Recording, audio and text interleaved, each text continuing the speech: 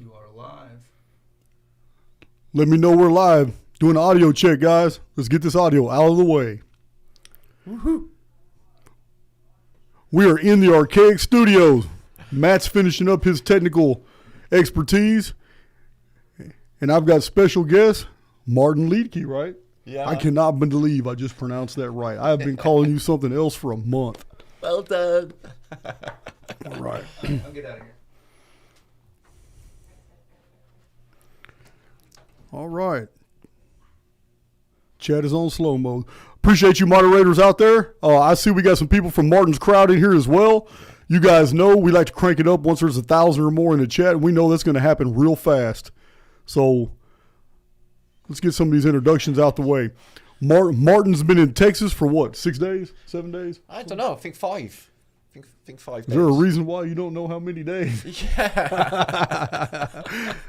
Hey, Martin and I have been hanging out, and listen, we've been going through books, going through research, exchanging information. Just the best We've been research. Hey, listen, the man let me copy 55,000 of his files.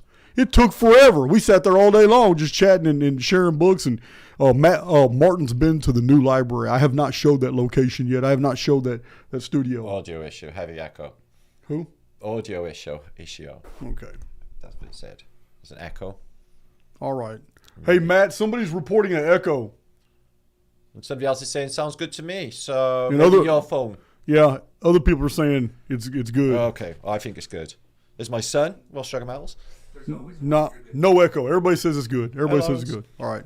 It might be their device. All right, guys. So, yeah, I gave them, those of you who have ordered it, you already know. The super pack is, I've got over 20 years of research and chronological studies all packed into the super pack. 360-something charts. 17 books that I have written, many of them published. I think 7 of them are still unpublished. And Martin got all that in the super pack. I copied all my research, all my Chronicon, all my unpublished Chronicon research notes. Martin got all that in the super pack, but I also gave him the Survivor pack, which has 3,000 black and white images of all the photos that I have taken from all the books in the Archaix library. Also, 2,700 and something PDFs of old books. So I thought I was, going to impress Martin by giving him these and let him, I gave him a thumb drive with all my files on it. Yeah, super cool.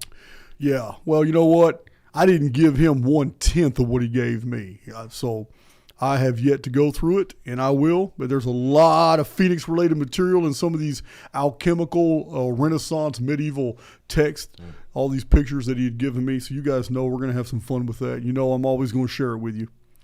The videos being uploaded to Archaix have been light lately. It's because we're in overdrive. One, I've been with Martin every day. I've been entertaining Martin.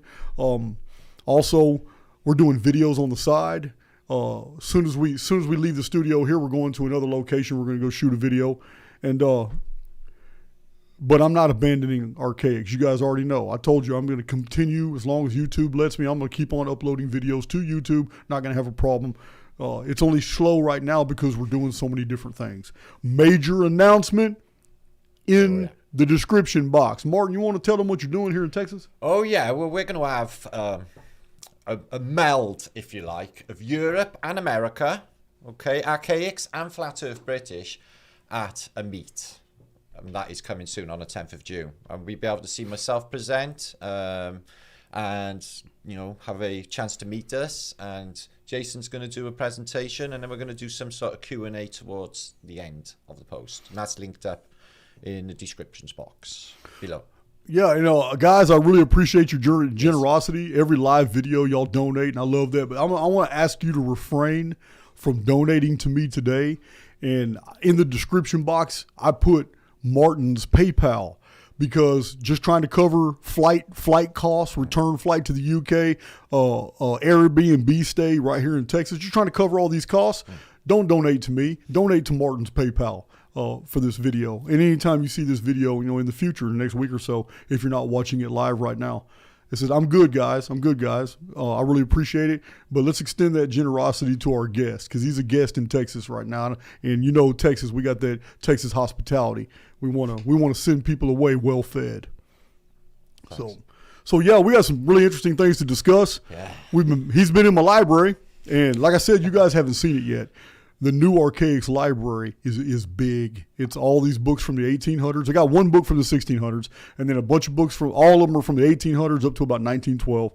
And he's been in there, and we're going to go in there and select some books off the shelves too to do videos too before he leaves. So we're gonna get several videos. We're gonna squeeze some videos out of you before you leave.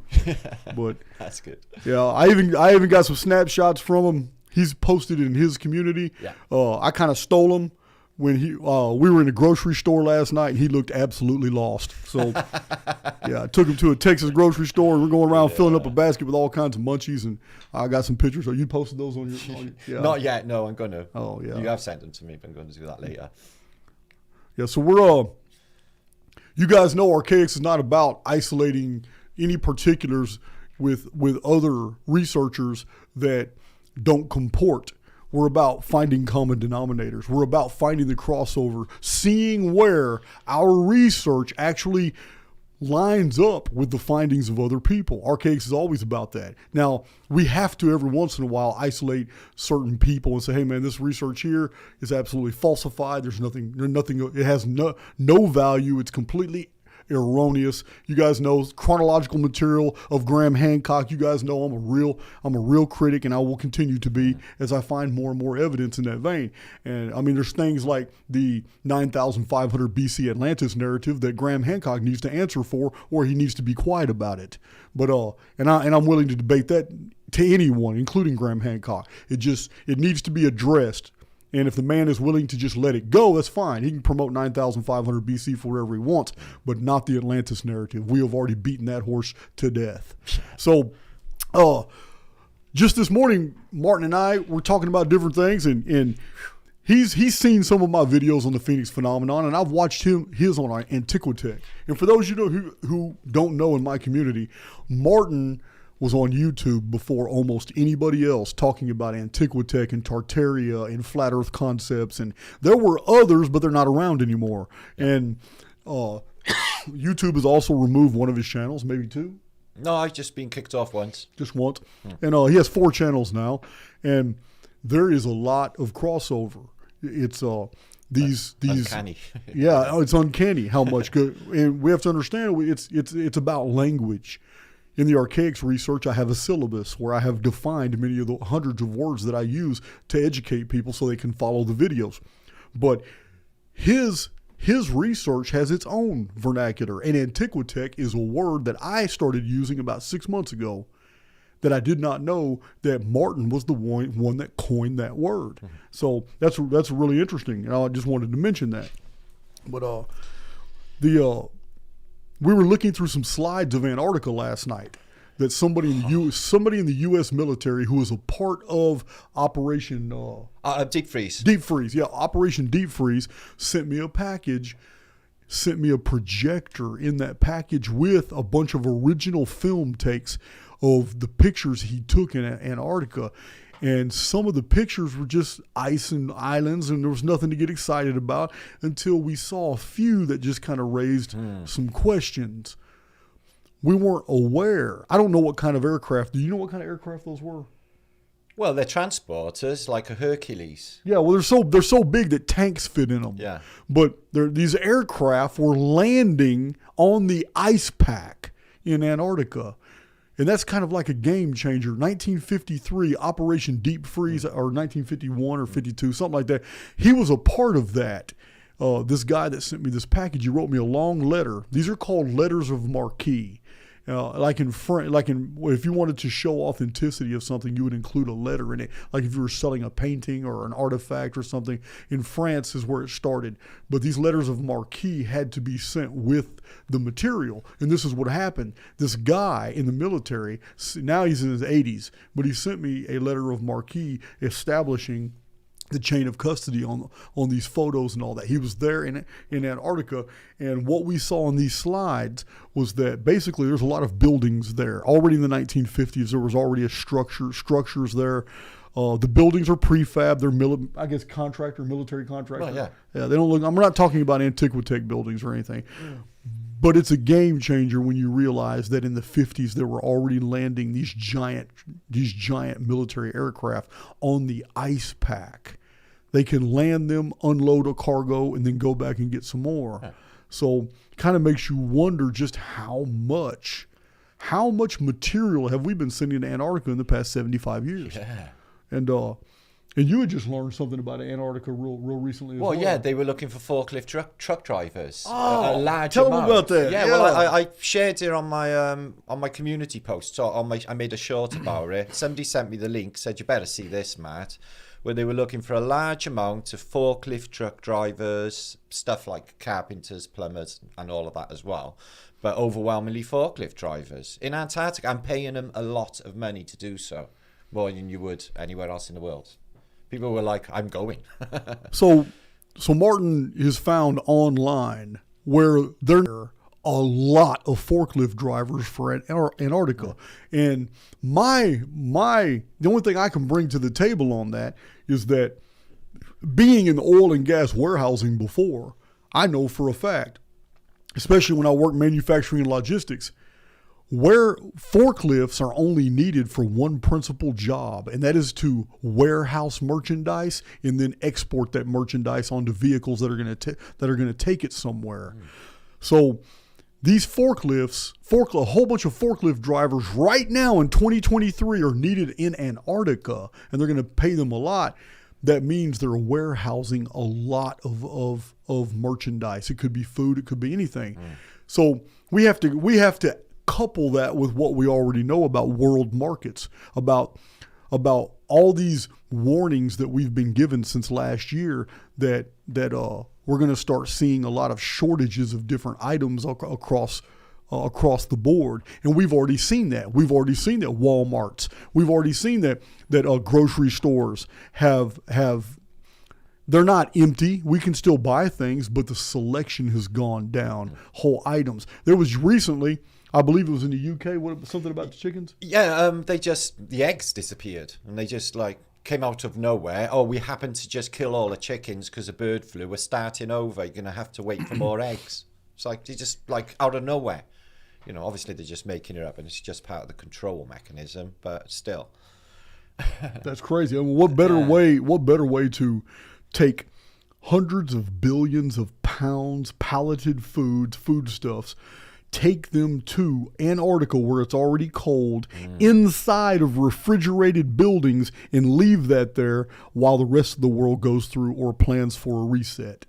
I mean, what better way? Well, it would make a lot of sense. What better way? I mean, what's really going on in Antarctica? So for those of you in the Archaix community who don't really understand why, there's this crossover. Okay, I tell you guys all the time, Jason of Archaix is not a flat earther. But I've also told you at the same time that while we may not live on a flat earth, we do live on a flat plane. I have said this over and over and over. So we need to clarify exactly what we're talking about here. The globe model that has been perpetuated for the past 400 years or so, in which was theorized by Democritus and Thales of Miletus and Eratosthenes and Aristarchus. These men theorized it in the Greek times, whenever the Greek times happened. But these are in those writings, and they were theoretical. They didn't really know. But the problem is I'm going to illustrate a point by asking Martin a question. The answer to this question should have a light bulb in your heads. So before I ask Martin this question, I'm going to tell you right now that the establishment is trying to convince us that at the equator, the world is 24,000 miles in circumference. So they want us to believe we're living on a globe. And the equatorial bulge is 24,000 miles in circumference. If that's true, how do we reconcile that model with the fact that Captain Cook did what? Well, he clocked up over 60,000 miles in his logbook. 63,000 miles, and he couldn't find a way in the ice wall. And what exactly did he do? What do you mean? He got in a ship and he sailed around Antarctica, right? Yeah. Okay. He apparently circumnavigated it. Circumnavigated it. Apparently. So that is, if it was the azimuthal equidistant, to me, that's just around the outside. Right. Yeah. Exactly. Yeah. So here's the problem. If we're living on a sphere and the largest circumference of that sphere is 24,000 miles around, but Antarctica is at the bottom of the sphere, and yet a professional ship captain who knows his bearings, he knows longitude and latitude, and he's got fact checkers that are in his cabin with him. Captains don't run ships by themselves. They have first mates and navigators. So if the 24,000 miles around the equator, Antarctica is at the bottom of the sphere, and yet a ship sails around and records that it was a 63,000 mile trip. How do you extrapolate that down? It's impossible. Somebody's lying. Captain Cook didn't have any reason to lie.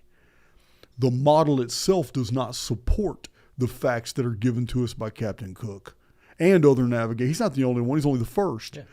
So if Antarctica is a continent, this doesn't add up. Because there's no way that a smaller mass down here can be 2.5 times larger mathematically than the circumference up here, which is 24,000 miles. This is 24,000 miles. What it means is this is false. But if the 63,000 miles was out here like a donut with us in the middle, then it makes sense perfectly. And it's not a continent that Cook sailed. It was a massive ice sheet. And he found apparently no way through it. No, he didn't find a way through. Didn't find any way through it. So in the 1950s, enter Operation Deep Freeze.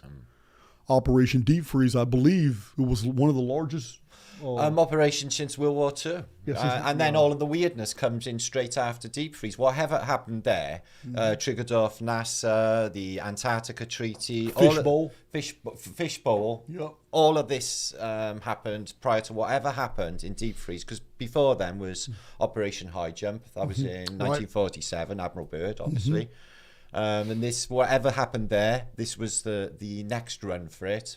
Right. But I think that whatever they found then in Deep Freeze. Yes. So what we have is World War II is over. Nuremberg trials are over, and we have it firmly established basically who's controlling the world finances now after Nuremberg. And because they control the finances, now they're controlling the publishing industry, and they bought them out. One after the Nuremberg trials, one after another, publishing companies just started merging and consolidating, and they all have the same owners. Yeah. Now, history is being redacted, but at the same time, the U.S. military does an operation and finds out basically that we have a glass ceiling. That's basically what they coded it as, the glass ceiling. Hillary Clinton even statements a couple of times about breaking the glass. Breaking the glass ceiling, yes. Yeah. So the U.S. military realized, okay, we're in a containment field. So they did the next logical thing that you would think they would do.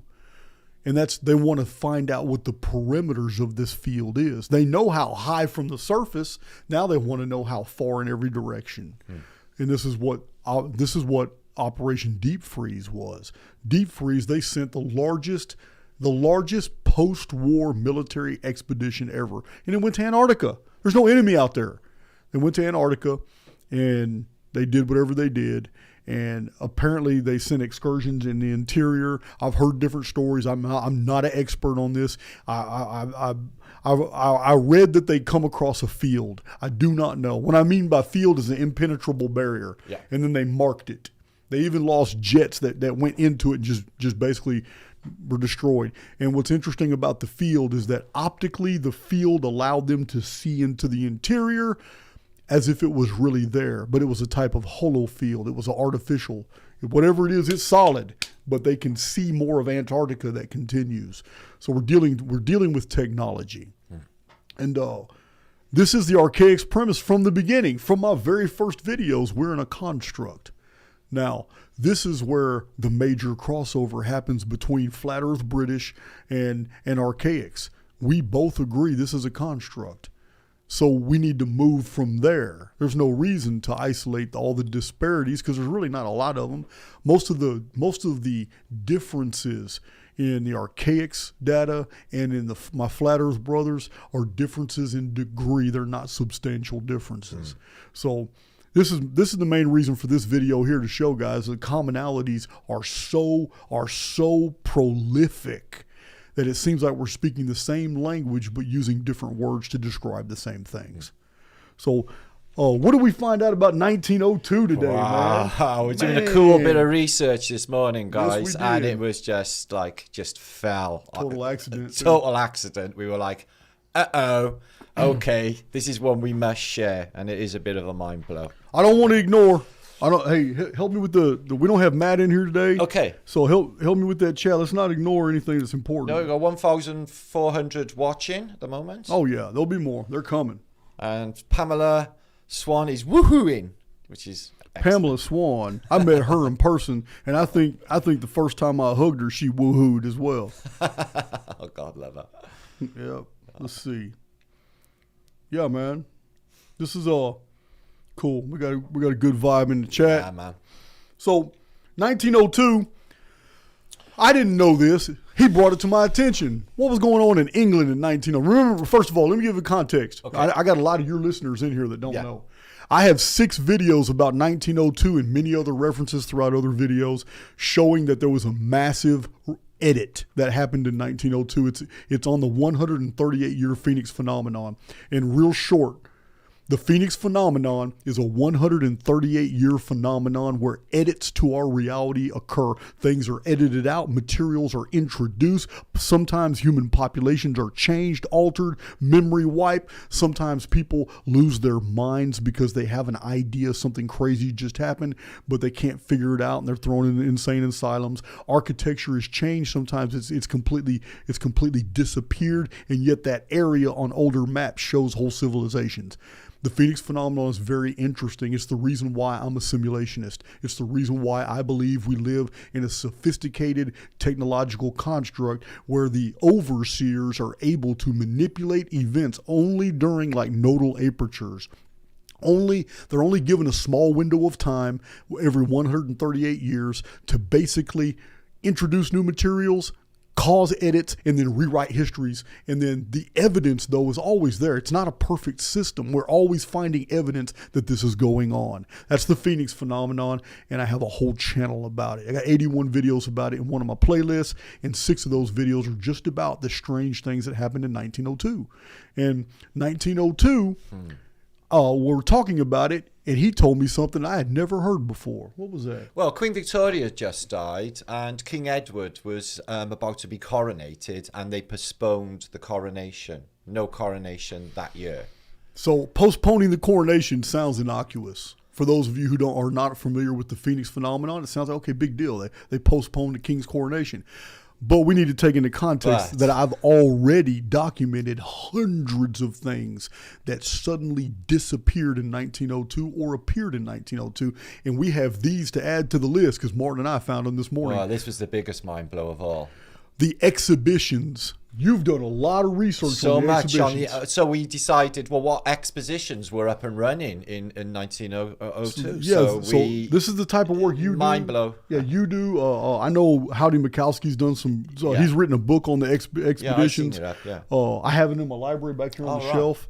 I'm thinking you. John Levy's done them. Robert Seifer's done some. The exhibitions are really mysterious, showing antiquitech and showing technological advancements, and then pretending the very next year they don't exist. Yeah. Tearing down the whole expedition. It's really weird. So we just looked up 1902 expeditions and found out quickly that the Melbourne, Australia exhibition was postponed in 1902. You guys know why. My Archaix veterans know why. You know what happened in 1902. The New York expedition was postponed. The Toledo, Ohio expedition, 1902, was postponed. 2 of those, New York and Toledo, were canceled. So the Paris expedition is the most curious of all. Paris, France. Not only was it postponed, but they went ahead and went through with it later. But it started an academic fight. You remember why? Yeah, because they accused the renowned Flammarion, we might know that from the famous flat earth paintings, the futurist, of faking history. Yeah, scholars came forward in France during the expedition and pointed out exhibits they said were falsified, and it caused they were basically accusing the establishment of lying. Saying, man, this ain't true. These expeditions right here are not true. It's not how this happened. And the whole controversy was around Flammarion, whatever. Flammarion, yeah. But it's very interesting. Now, this is not prima facie evidence. But I don't need prima facie evidence. I've already provided that through so many published books and videos on Archaix. This is just adding icing to the cake because I never looked up the expeditions, the expositions. So this is really interesting about all these postponements and cancellations and an actual academic accusation that at one of these, they were actually showing false history. At the Paris one. And they got called out on it. So that was really interesting. Really interesting. So what are the chances that they're all getting postponed? What is it that they're all getting postponed for? You know, what is happening? What's going on? What's going on? You guys already know Charles Fort said 1902 was the other dark age. Remember, That was Charles Fort's main point. I love Charles Hoy Fort. I love him because he documents all these things from the scientific periodicals of the time. Yeah. He's got huge books, and then all 4 of his books together are this thick. They start with Book of the Damned, Low, Strange Talents, and there's a 4th book. But his works are very interesting because he'll theorize different things, but he's not going to just tell you what it is. He's so baffled by all the events. After the appearance of a red star in the sky that had never been seen before, all this phenomena unfolds on Earth. Red mud, red rain, all this carbonaceous material. Rome reports blood raining from the sky. They even tested it in 1902 and said it had blood in it. And they couldn't understand what was going on. There's just this weird fallout. Red mud burying ships at sea to the point where ships were almost capsizing. And so it's intense. And the 1902 is an amazing year. We're going to continue to divulge material. I have now 3 news sources of 1902 data from my haul from San Diego, New Mexico, and Arizona. My last trip to California, which I came back a week ago, I brought more books back from about 1902, and people have been sending them in the mail. Original newspapers. I'm going to show all that. That's another video we're going to do pretty soon. So this give me some background on. Some things need to be addressed, guys. And one thing about the truther community is we have infiltrators, we have agents that have different agendas. You got straight up con artists in here. You got people that are running channels that have no business running channels. Their personal life is bleeding over into their professional life, and we're learning things about them that's not cool. They're not the people that we think they are. You got whole troll channels that seem to be financed. There's no way that people could work a job and then do the quality productions they're doing, and all they do is troll people. That's the whole reason for their channel. There is a bankrolling going on in here. There are multi-pronged attacks against the truther community, and we've seen them. And we're going somewhere with this. I'm going to tell you guys something, and when I'm done with this video, I'm going to post the pictures. I'm going to show you what I'm talking about. But I had 2 strangers show up on my property, and it was some really, really, really weird situation. And I got security cameras all over my property, and I'm telling you now, their pictures are going up as soon as this video's over. I'm not having that shit on my property. They came with a bullshit story. They came with no good intentions, and I sent them packing.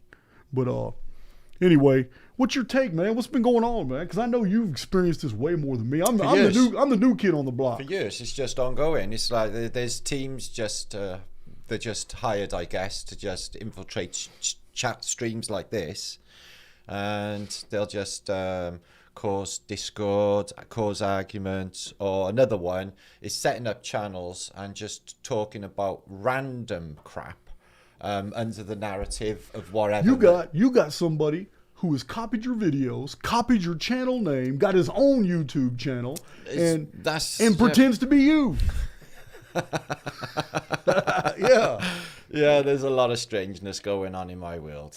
But yeah, this is definitely a thing. And why wouldn't they? Anyway, this is the resistance. This is the truther movement. And, it makes sense that they would try and infiltrate.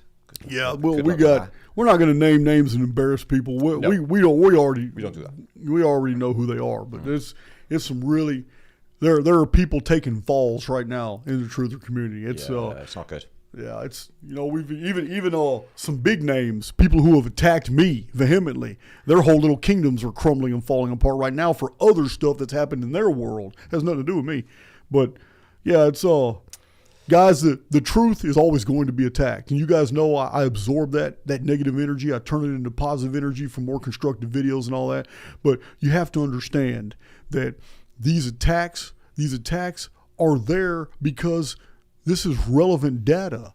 There are organizations that have a vested interest in you not really knowing or having an accurate understanding of our past. So the closer we get to the truth, I think the more we can expect this type of resistance. I just think it's there. And the very fact that you and I are able to talk about this on YouTube right now also basically crosses over into another very valid point that I'm always hammering into my listeners on Archaix.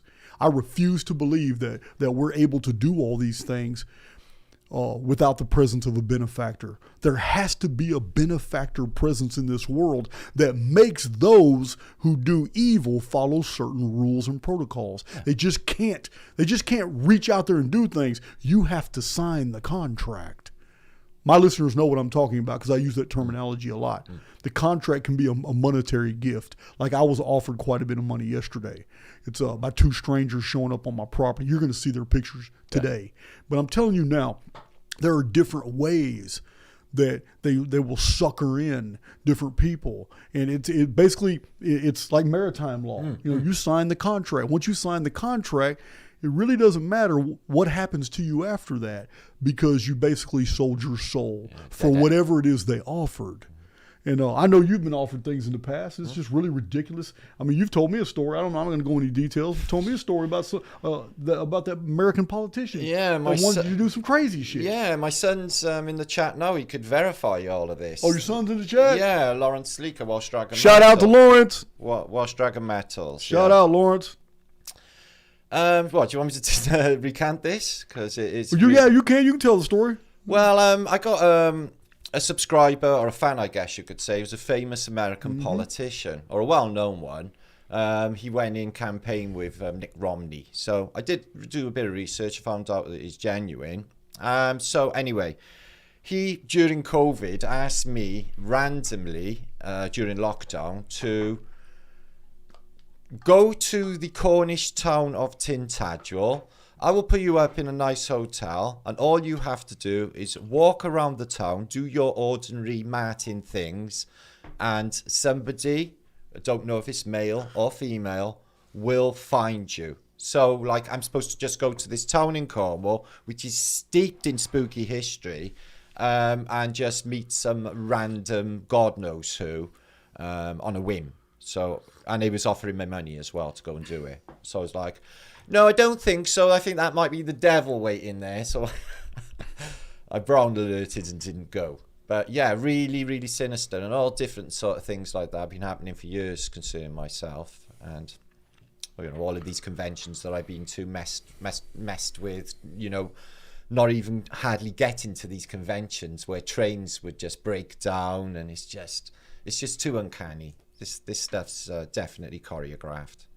There's no doubt. No doubt. And it is. It's like they time it as well. These stalker attacks. It's choreographed. They work it out. They'll get people. They'll kick them when they're down. That's one thing they do. And then they time it perfectly that they got their different operatives doing these different things at the same time to keep everything off tilter. Yeah. I've seen how they operate. Yeah. There's no doubt. It's crafty. There are whole. Listen. Cornwall. Sorry. At my meetup.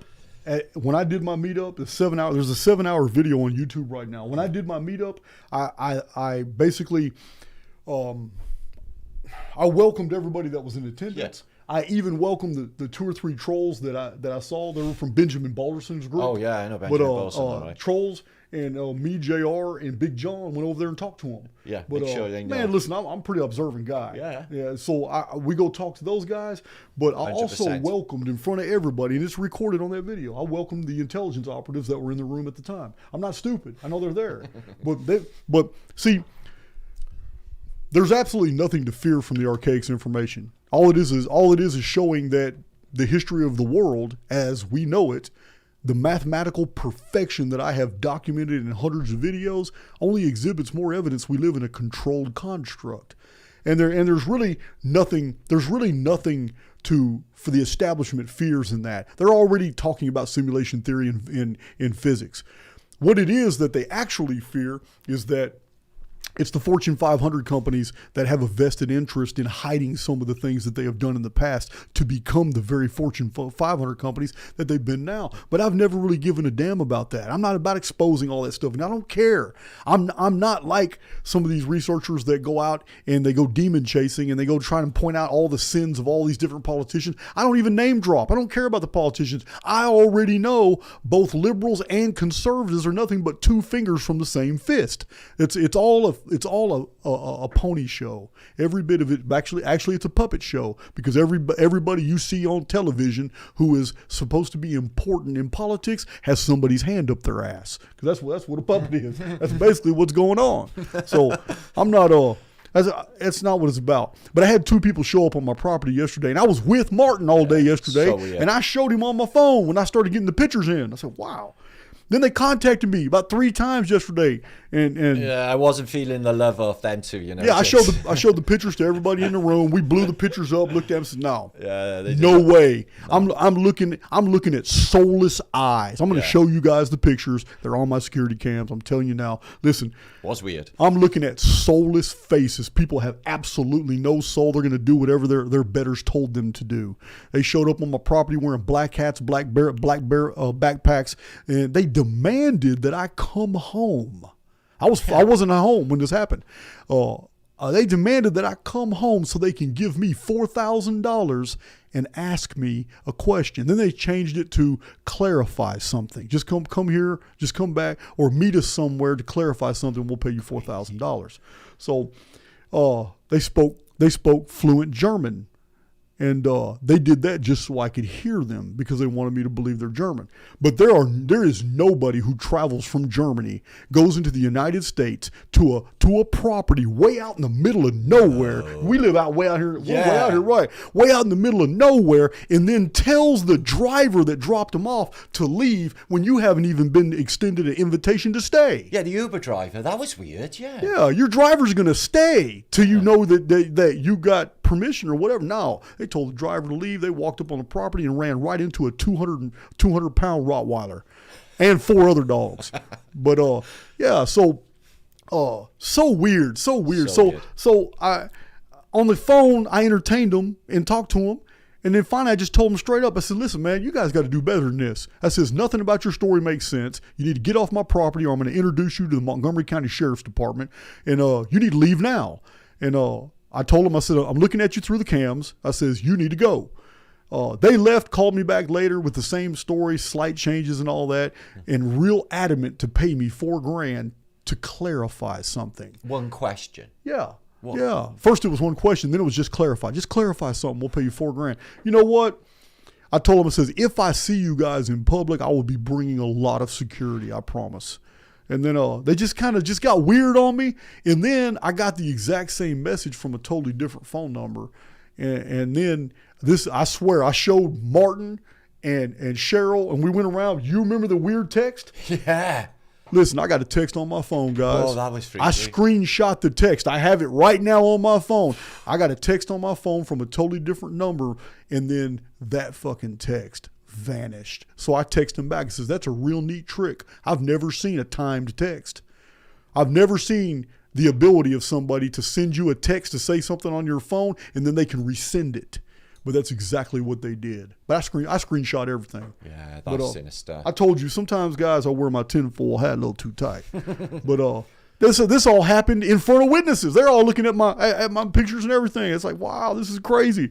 So in the end, I basically told them to F off. Just move around. Yeah, not entertaining. So I don't care. Yeah, I don't care about your money. But anyway. Good question. This stuff's real, guys. It's real. I'm not going to mention any names, but you guys know the guy. He has a little community, and his community has been attacked. He's got a lot of people living on a property, and this is what the intelligence agencies do. I don't believe for a fact that anybody on that little community harmed anybody else. Somebody on the outside came in and did those dastardly deeds, and then planted the evidence on others that are in that community too. That community's falling apart. People are moving away, breaking away from that. I'm not going to name no names. You guys can do your due diligence and find out it's somebody who has attacked me in the past and has a little communal thing going and stuff. So they're going through some shit right now. But you know what? I don't wish that shit on them. And I understand it's not anybody in that community. I promise you, this is how the intelligence apparatus works. It's war by deception. So, and I can understand why these people showed up on my property too. I understand why. It's because Archaix.tv is about to launch and they might be worried about what we're going to talk about. But because it's a paid for, I'm still going to be releasing YouTube videos. I'm only going to put Archaix.tv is only for things we can't talk about on YouTube. And I'm pretty sure it's not even going to have a lot of subscribers. At the most, it might have 5,000 subscribers. That's not enough for the world power structure to even blink at. Not really care. But there's a new wrench in the system, and outsiders looking in may have had some red flags pop up when Martin suddenly comes to Texas and he's in Archaix Studio. It's announced he's going to be here in Archaix Studios. So that type of solidarity in the truther community does send out red flags. It does.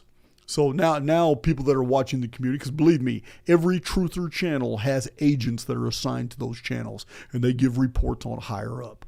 But, those agents are working for different agendas. Some people are trying to figure out if the U.S. military is backing a certain channel. Others are trying to figure out if it's Defense Department, if it's Air Force, or if it's Israeli Mossad, or if it's French resistance. They don't know. Nobody knows. So intelligence agencies are often in the mix only to investigate to see if other intelligence agencies are actually backing something. So it's comical. It gets stupid, but I'm telling you now, guys, I don't allow that shit into my informed field. I'm going to build my reality, man. They're just not a part of it. I don't care. They're just not a part of it. It says they can do what they want. I will welcome them at the meetups, and I know Martin will too. Yeah. Just laugh at them. We've probably shaken hands and taken pictures with some of them, not even knowing it. But it just doesn't matter. It just doesn't matter. I wish they'd just be more straight up. Yeah. Invite me to a Starbucks, load me up on some caffeine, ask me questions. Cool. Be straight up about it. You ain't got to do all this cloak and dagger shit, showing up on my property and looking stupid. Yeah, man. If I was running an intelligence agency, I would never send two goons wearing black hats and black backpacks looking the way I did, unless I wanted you to know we were from some type of intelligence apparatus. So it's just stupid. It was stupid. They actually look like. That was the thing.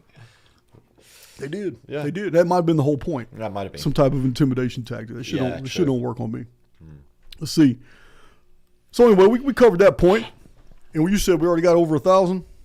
Yeah. We almost got 2,000 in there now. Yeah. All right. Cool. The dedicated cyclist. Oh, yeah. He says it's called gang stalking. I've heard that. Yeah, I've heard that from Don.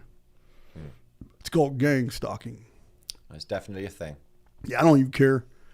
The Uber driver was a UFO. I mean, they've already done a profile on me. But believe me, by the time they sick somebody on you, they've already done a profile on me. They already know. We better just tase that son of a bitch. Let's see. I don't care about that. So, man, another thing.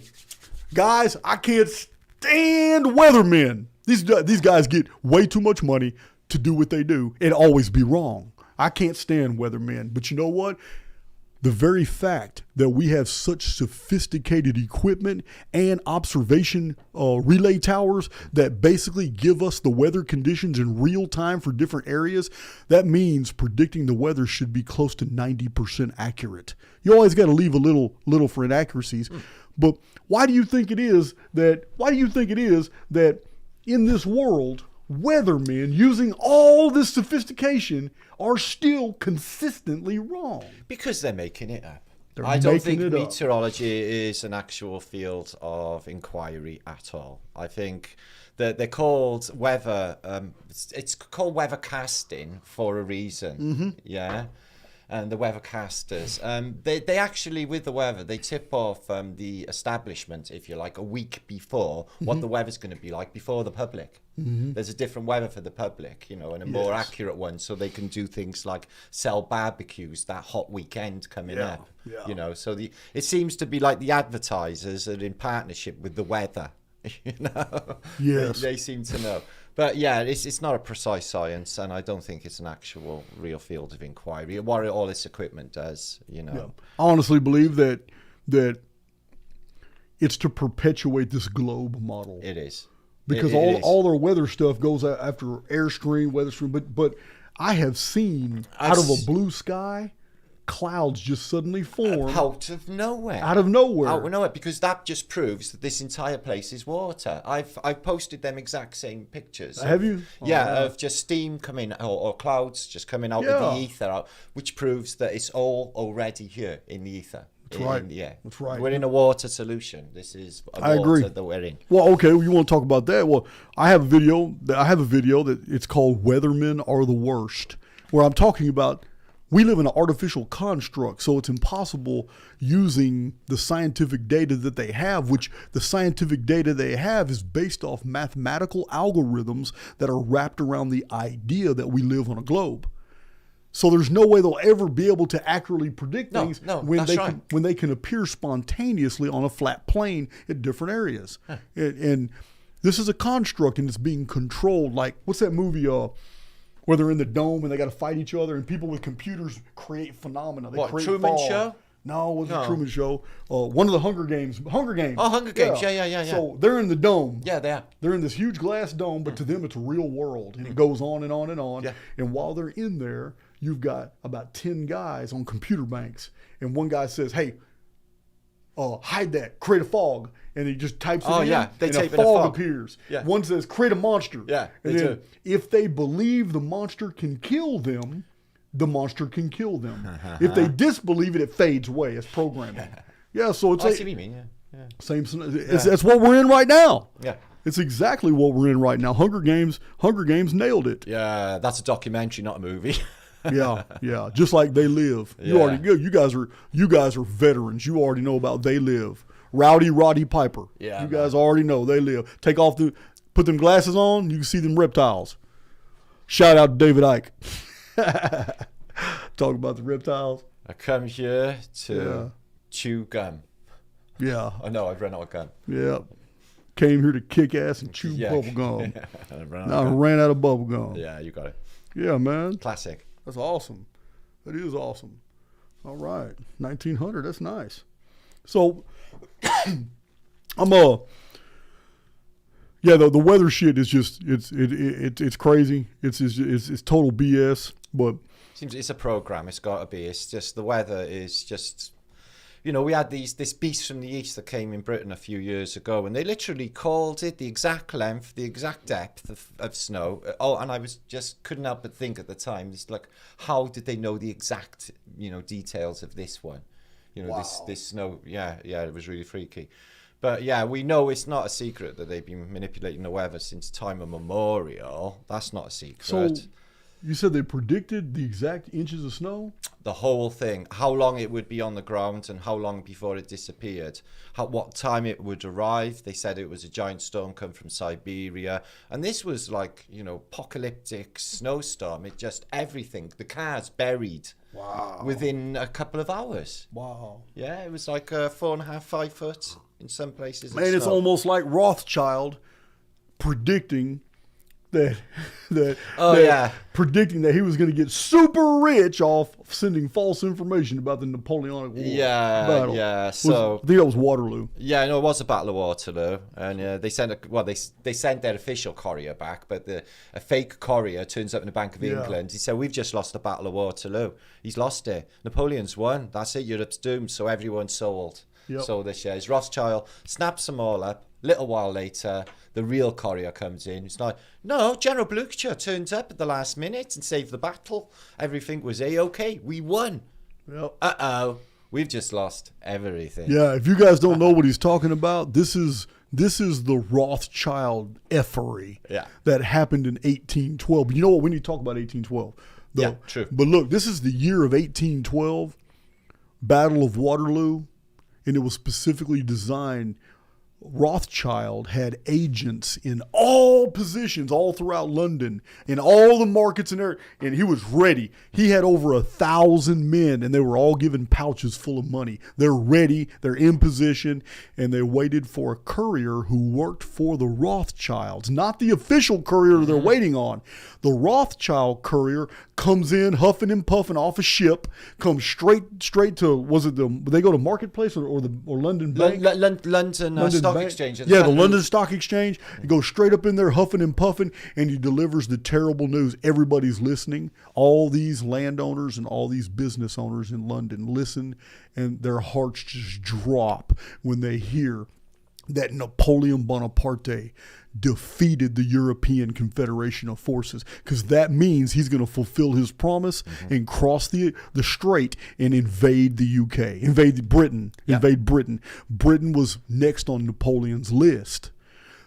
Instantly, everybody was selling their companies and selling their land for whatever they could get. And because everybody was doing it at the same time, knowing that it was about to it was going to be taken by the French, it wasn't worth much. So people just took whatever they could.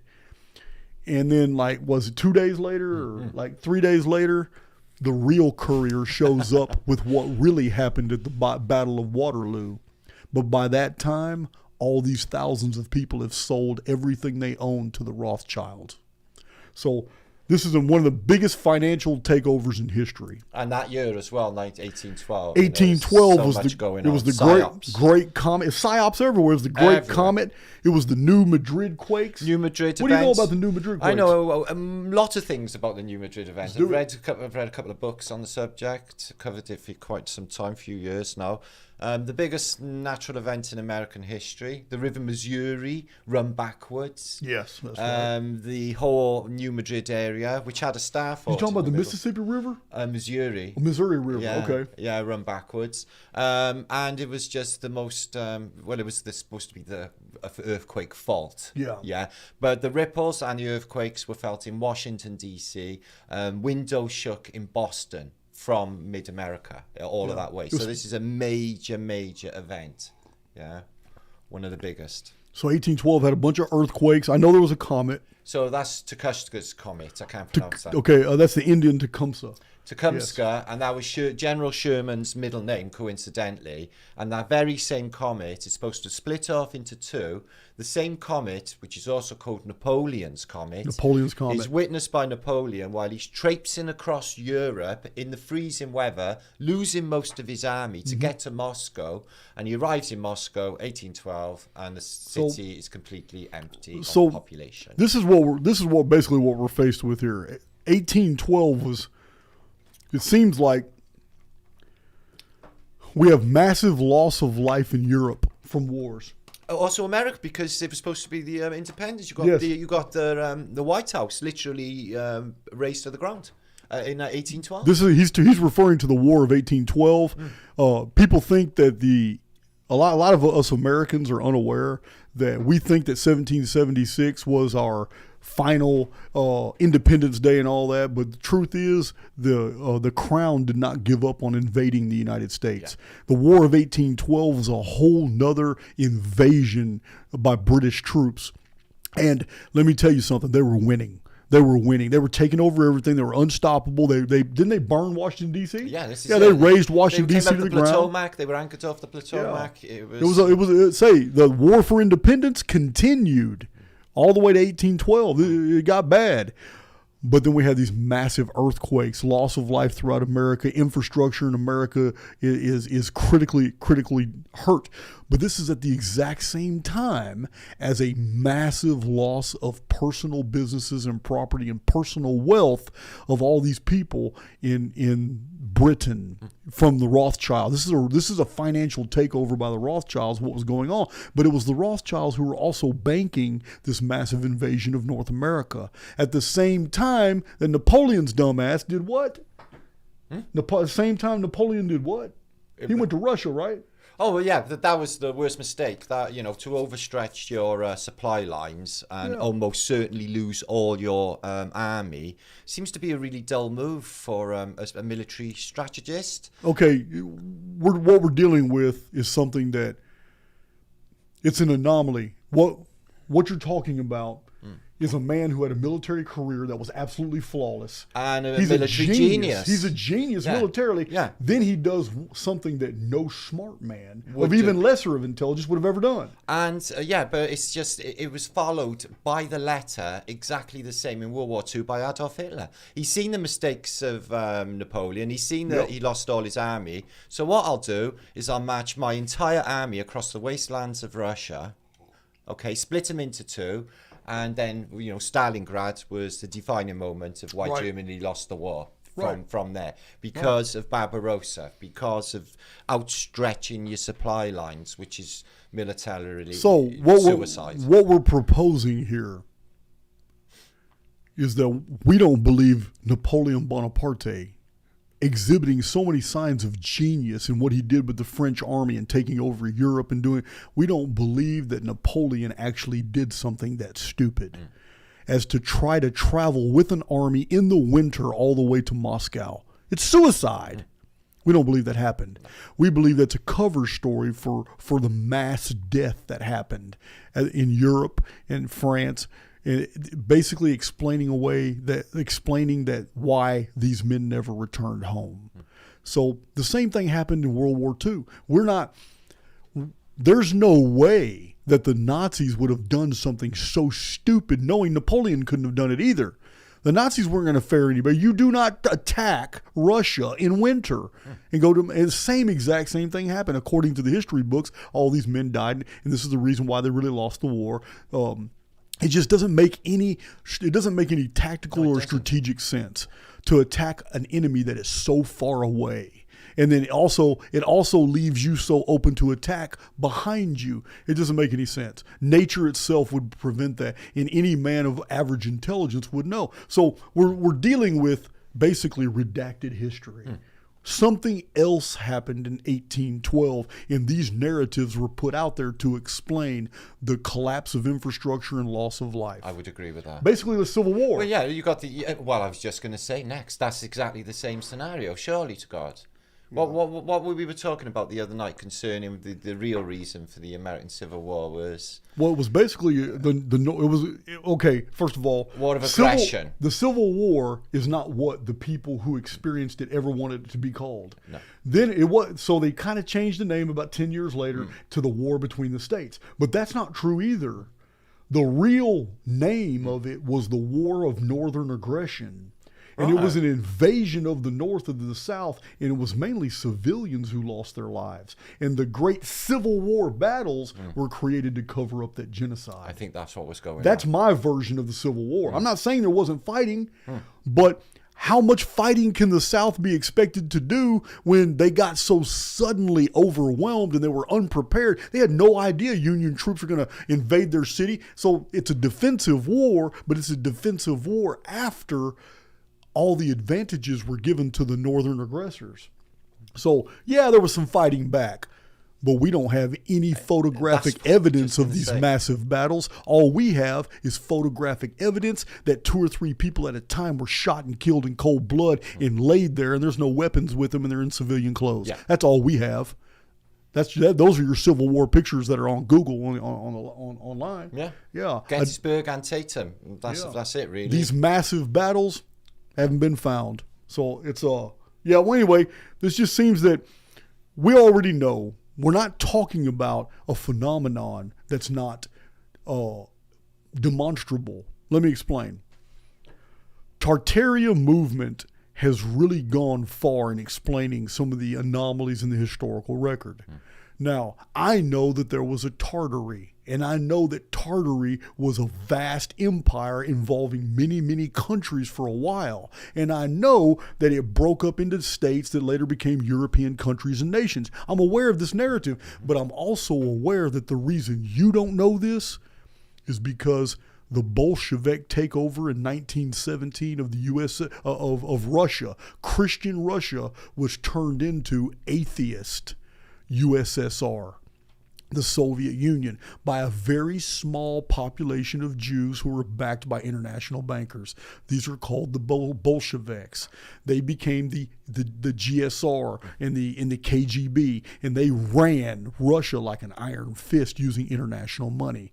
And they had to exterminate 22 million Christian Russians in order to basically put the fear in all the rest of them. And they did it in these work to death camps that created these massive military bases all over Russia. Mm-hmm.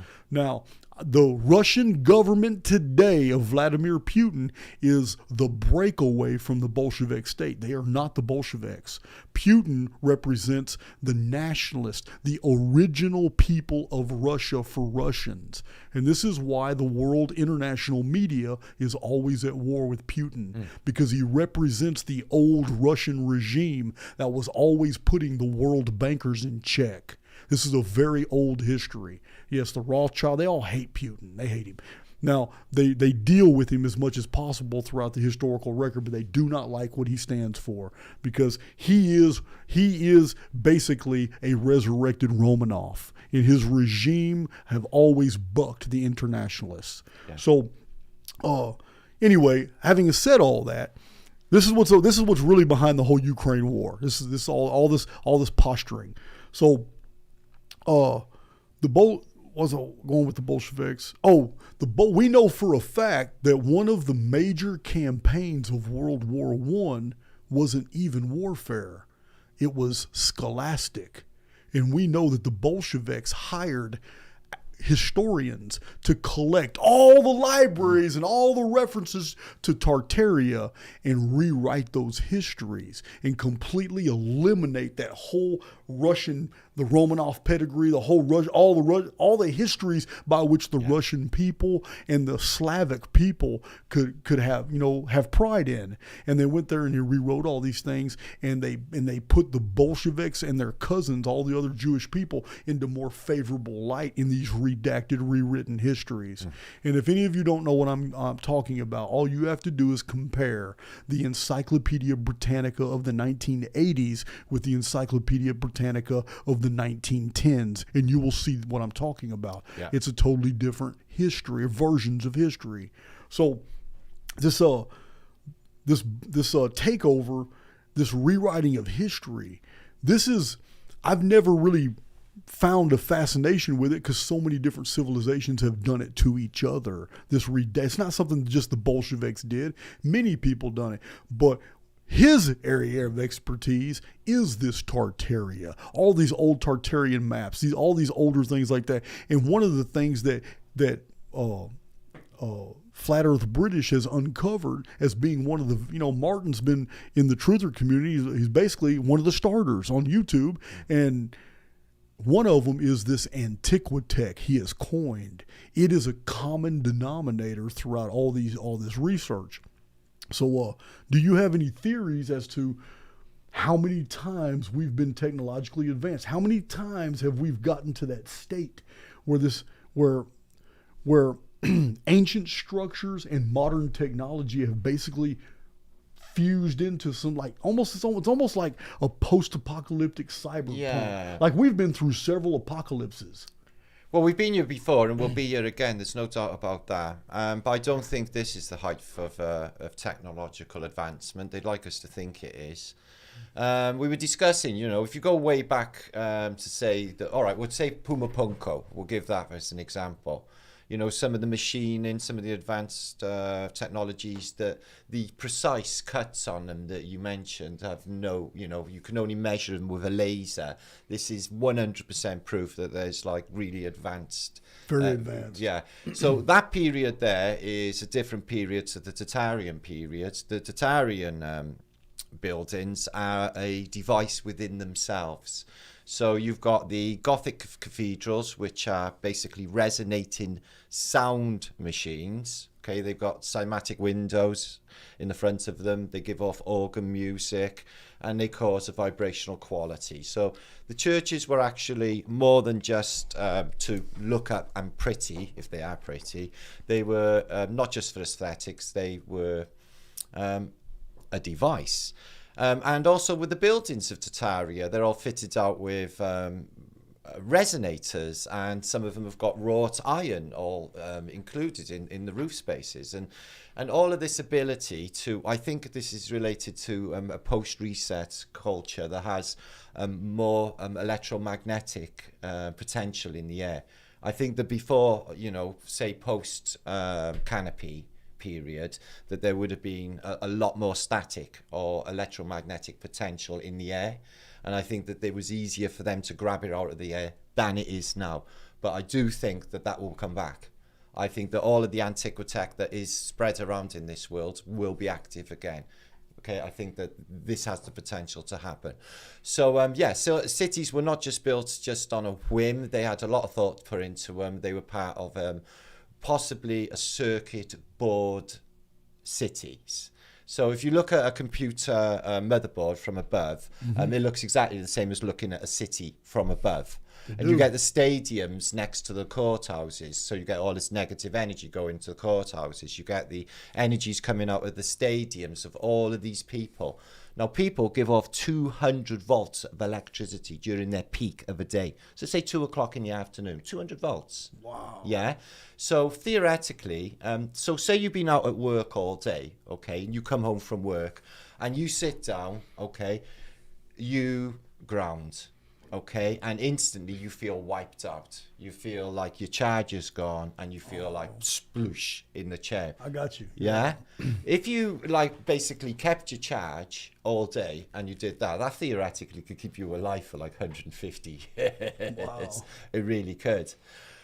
So yeah, there's a technology of these buildings. Now, they could be that they were computing, or that they're still computing using the people's power source, because electricity in the wall is actually biodirectional. So although it's feeding us electricity for the lamps, it could also pull electricity. It's biodirectional. Right. So they could be using the electricity in the walls in tower blocks. You can have 20,000 people in a tower block. Can you imagine the amount of electricity or power that then people could produce? Yeah. And the spiritual, energetic power as well, which they're totally aware of. The negative energies that they try to produce to keep, they seem to want this place on a negative, as part of the control. Well, the more we uncover, and the more we see other researchers coming out with more information. We live in an electric universe. There's no doubt about it. Electricity is everything. Yeah. So I can definitely see how the human dynamic could interface with an electric field. Even our thought process of the brain, it's electrical impulses. It's two torus fields, both hemispheres are torus fields. They even got the Fibonacci inside them. The whole of to me, all is torus fields. From the structure of this place, which I covered in my first book, the electromagnetic model for this place, which I called the Four Angels. Okay. Right the way down to what they call the atom is just... if you get right down to the fundamentals, I'm guessing ones and zeros, or north and south opposing magnets. Yeah, it's an oscillating field. Yeah, it's an oscillating field. I get that. Yeah. So you're talking about your first, but you're not talking about this one. No. The first one was the Holy Grail of the flat Earth, of our flat Earth. Well, I've been going through this since last night. This is the Holy Grail of the Great Reset. It's a fantastic read. This is Martin's book. I didn't know he had another book. Yeah, but. I encourage you guys. Where can they get this book anyway? Amazon or Kindle. Oh, this is Amazon? Yeah. It's all linked to my channel. Yeah. This is some good stuff. He asked, almost employing the Socratic method like I do a lot too. He's asking all the right questions. He's just letting you answer. Yeah. But the Antiquitech. I don't know enough about the Tartaria narrative, Tartaria material. I don't. It's not something I really research. But I have noticed that you, John Levy, and Robert Seifer have posted some really interesting pictures showing these iron or copper cables that come off these buildings and just go straight into the ground. Straight in the ground. Well, okay. Well, there was the argument that there are some of them that are obviously lightning conductors. Okay. But that doesn't mean to say that they're not grabbing electricity and utilizing it. Right. Yeah. And I fitted these things myself. They are large copper rolls that just comes on the side. Well, I'm not talking about the ones that are obvious lightning rods. Oh, right. I'm talking about the ones that show that they don't go up to get lightning. They come out the ground and they seem to go into the buildings. Yeah. Like they're pulling information. Yeah, exactly. And the Colosseum as well also they removed, I think it was the late 1700s, hundreds and hundreds of tons of metal that was around the entire of the Colosseum. They removed all of that metal. Okay? So this thing was a device at some stage, not what they think it was. So what you're proposing is a Colosseum made of stone, filled with people, and it's got all this metal in it. That's almost like an antenna. So I don't think it was actually filled with people like the way they say. The amphitheaters? No. Okay. Amp means two purposes. Okay. Now amp, like electricity, amp. Yes. Okay, right. so we think that amphitheaters had two uses. They could have used for some sort of augmentive sound resonance that could produce a charge, if that makes any sense. Yes, it does. Sound can produce a charge. Well, at Malta, the Hyphagium has a chamber with an amphitheater cut into the stone. That's and one speaker good example. They said they created energy by singing. Speaking the energy, yeah. So that's interesting. The Colosseum, basically I proposed it was a water tower, okay, to feed, because of its height, it could have fed all of Rome, okay, from it, basically because it's so high. From water pressure would brought it up into all of the houses. There was a thick layer of sand at the bottom of the Colosseum. They'd like to tell you it was for gladiatorial purposes or to throw a few thousand Christians to the lions for them to be eaten. This is really what they want you to think. And I don't know if you're aware of this, but I did a deep dive on like Fox's Book of Martyrs, right? And I did almost all that's falsified. Almost every bit of those Christian records about being thrown to the lions, how the Romans did all that, every bit of that was invented by the church. None of that is in the actual contemporary Roman records, Roman historians. No one mentions it of all the surviving Roman texts, and it's only found in Roman Catholic documents. So so the metal around there. So what I proposed is it was a type of Searle device. So basically water structuring using magnets around it. So I do this myself with my water. I magnetize vortex water. Yeah, if you can, and it's just the properties of water when they change, and you make it alive, living water, you call it. And I think that's what they were doing. I think that they just had advanced water coming out of these, because everything in the Roman classical world is about water features and water pouring out of these lion heads. Yeah, all the statues, all the fountains. Everything is about water. Well, it's the Phoenicians in my head. This is a maritime tradition with them. But that water was structured water. This is really keeping people in a really good state of well-being. And I think that's what they were doing. So structured water as opposed to the hard water we get now that goes through all these right angles, all these...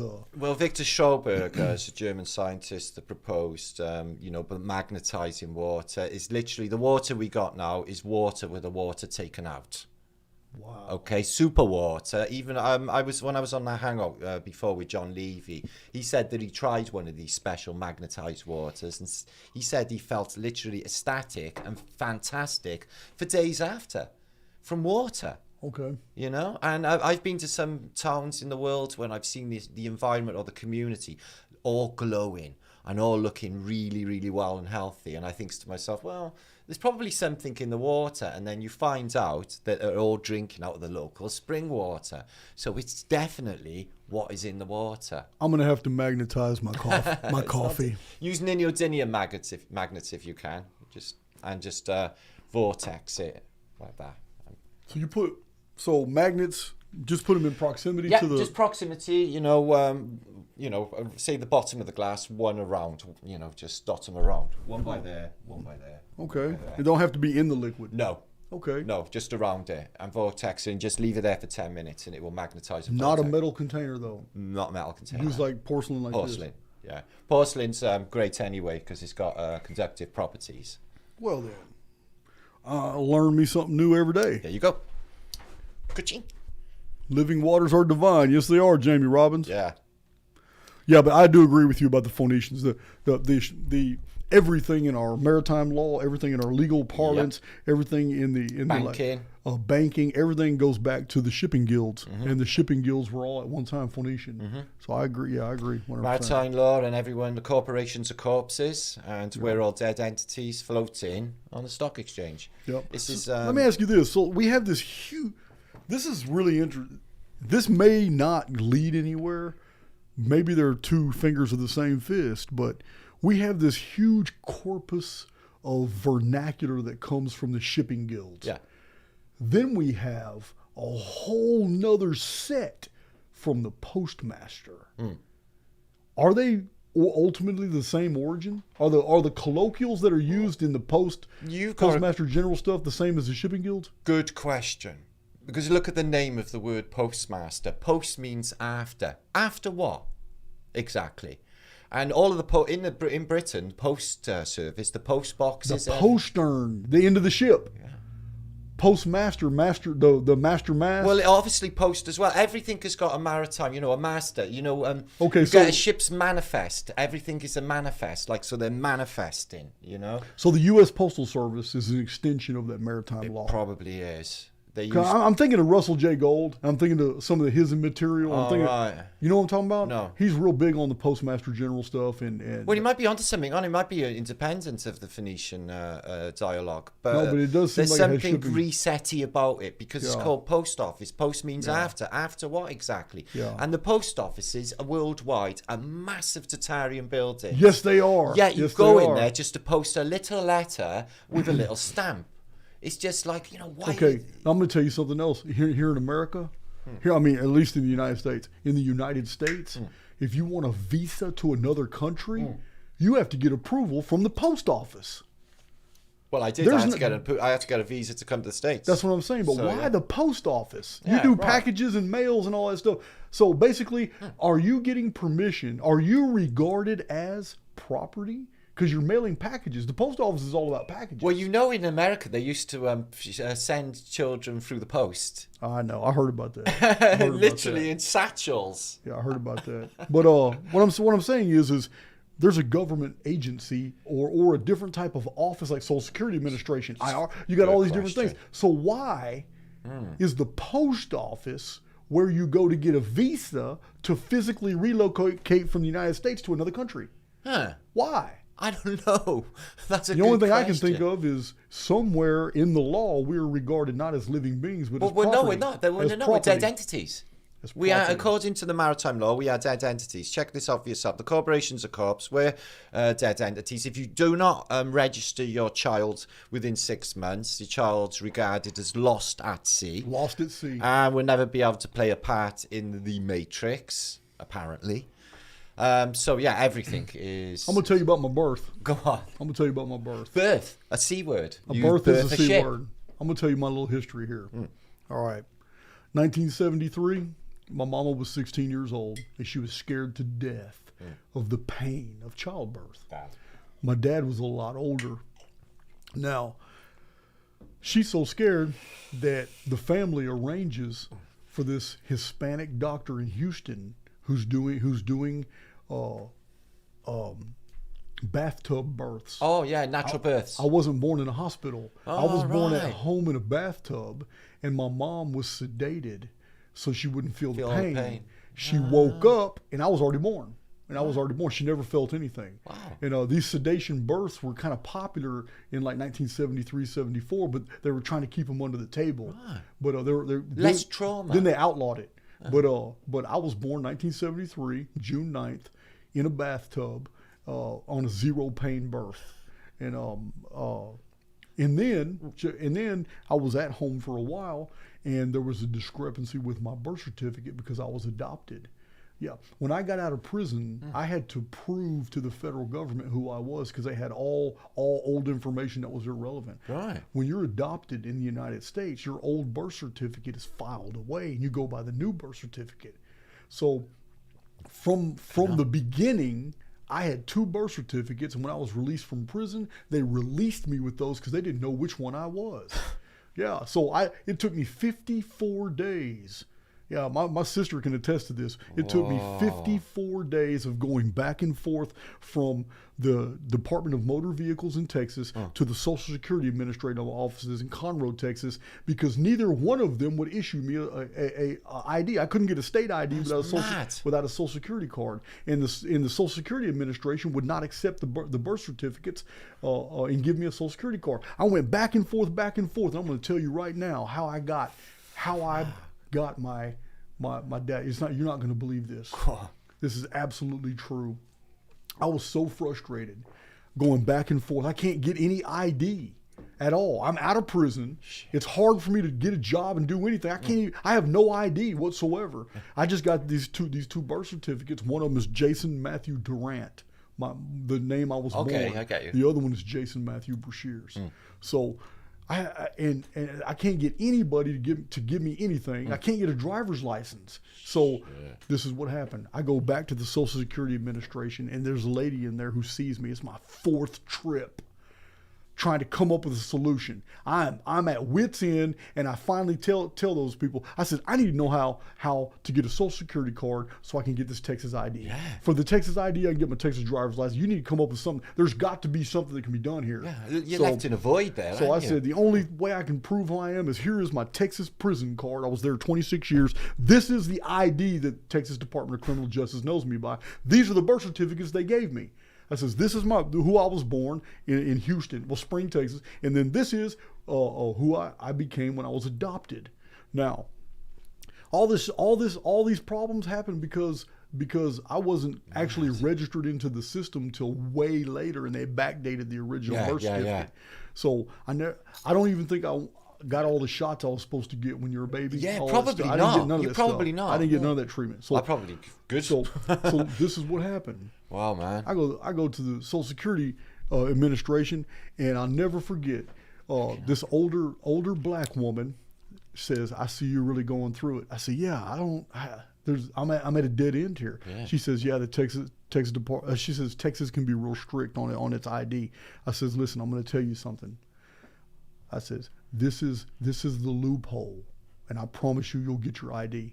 So I'm all ears. Yeah. So she says, "All you have to do is go to any clinic and make sure that the little secretary at the clinic puts your Social Security number, whichever one you want to use here on these birth certificates." She says, "Put your Social Security on a medical document that is signed by a doctor in the United States." And they'll pass that. That's who you are. That's all the documentation I needed. Ah, damn. So I went to Next Care, had my ears cleaned out for $110.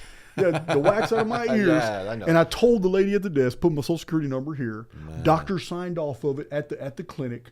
I took that document. I went and got my Social Security card. Then I got my Texas driver's license. And I'm wondering the whole time, this is so easy. Any terrorist in the world could do it. Oh, yeah. You understand? Yeah. The system is so fallible, man. Oh, it is so fallible. It's absolutely pathetic. Oh, yeah. So, anyway, that's my story. Wow. That was how... When I was being born in a bathtub caused me so many problems. It really did. So I want to address this. One of the messages on my channel has nothing to do with history. It has nothing to do with that. It's all about the ability of intuition, imagination, and empathy being the signatures of spirit that identify you away from the collective, showing that you're a special breed of humanity that has awakened. And that awakening is what basically separates you from society. And I was reading in your book, it jumped right off the page where you said, the truther is one whose soul has become awakened. It says intuition is basically you said intuition is the evidence of an awakened soul. It is. Intuition is the evidence of an awake soul. And you know, once you get that resonance, that vibration, when you know you've hit a truth. Right. And you know that is the truth. It's just unfaulting, 100%. So it is it's not always about the history. It's not always about the theories, theoretical stuff. It's a lot of it's the spiritual material. I agree. In my opinion, if you're in the truther community and you're not bringing a spiritual element to the table, then there's something wrong with your message. There's something going on because we're all souls and spirits. Yeah, 100%. Yeah. So this I know some of our listeners are real familiar. You're not from the United States, but I'm pretty sure you're familiar with like the mound builder civilization. Oh, sure. I've covered them. Ohio, Mississippi. Yeah, and all I that. covered Ohio as well in my book. Did you know that William Corliss of the Source Book Project, he shows fantastic books. He shows the original excavations and the records. Did you know they found 8-foot tall skeletons with mammoth bones? No. Buried together in the mountain. I can't imagine that going down too well for academia. No, it if didn't, they no. found two No, together. actually, the Smithsonian Yeah. is being sued for putting a lot of those relics on a ship, taking them out in the Atlantic and Dumping them. sinking it. Yeah, I think they burned it and burned it till it sunk. But yeah, those are mound builder civilization was to me, it's an anomaly because we're dealing with what are supposed to be ice age creatures. Yeah, but there's certain mathematics, especially in Serpent Mound, gone into it. You know, Pi pi and phi is yeah, incorporated, exactly.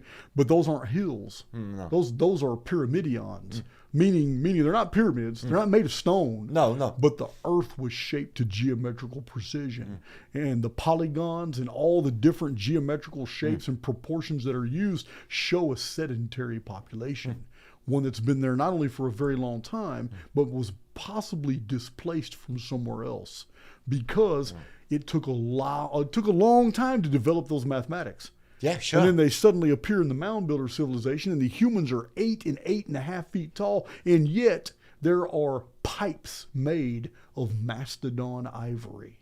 That's mad. In the deal. Yeah, so yeah. what we're dealing with is not an ice age community.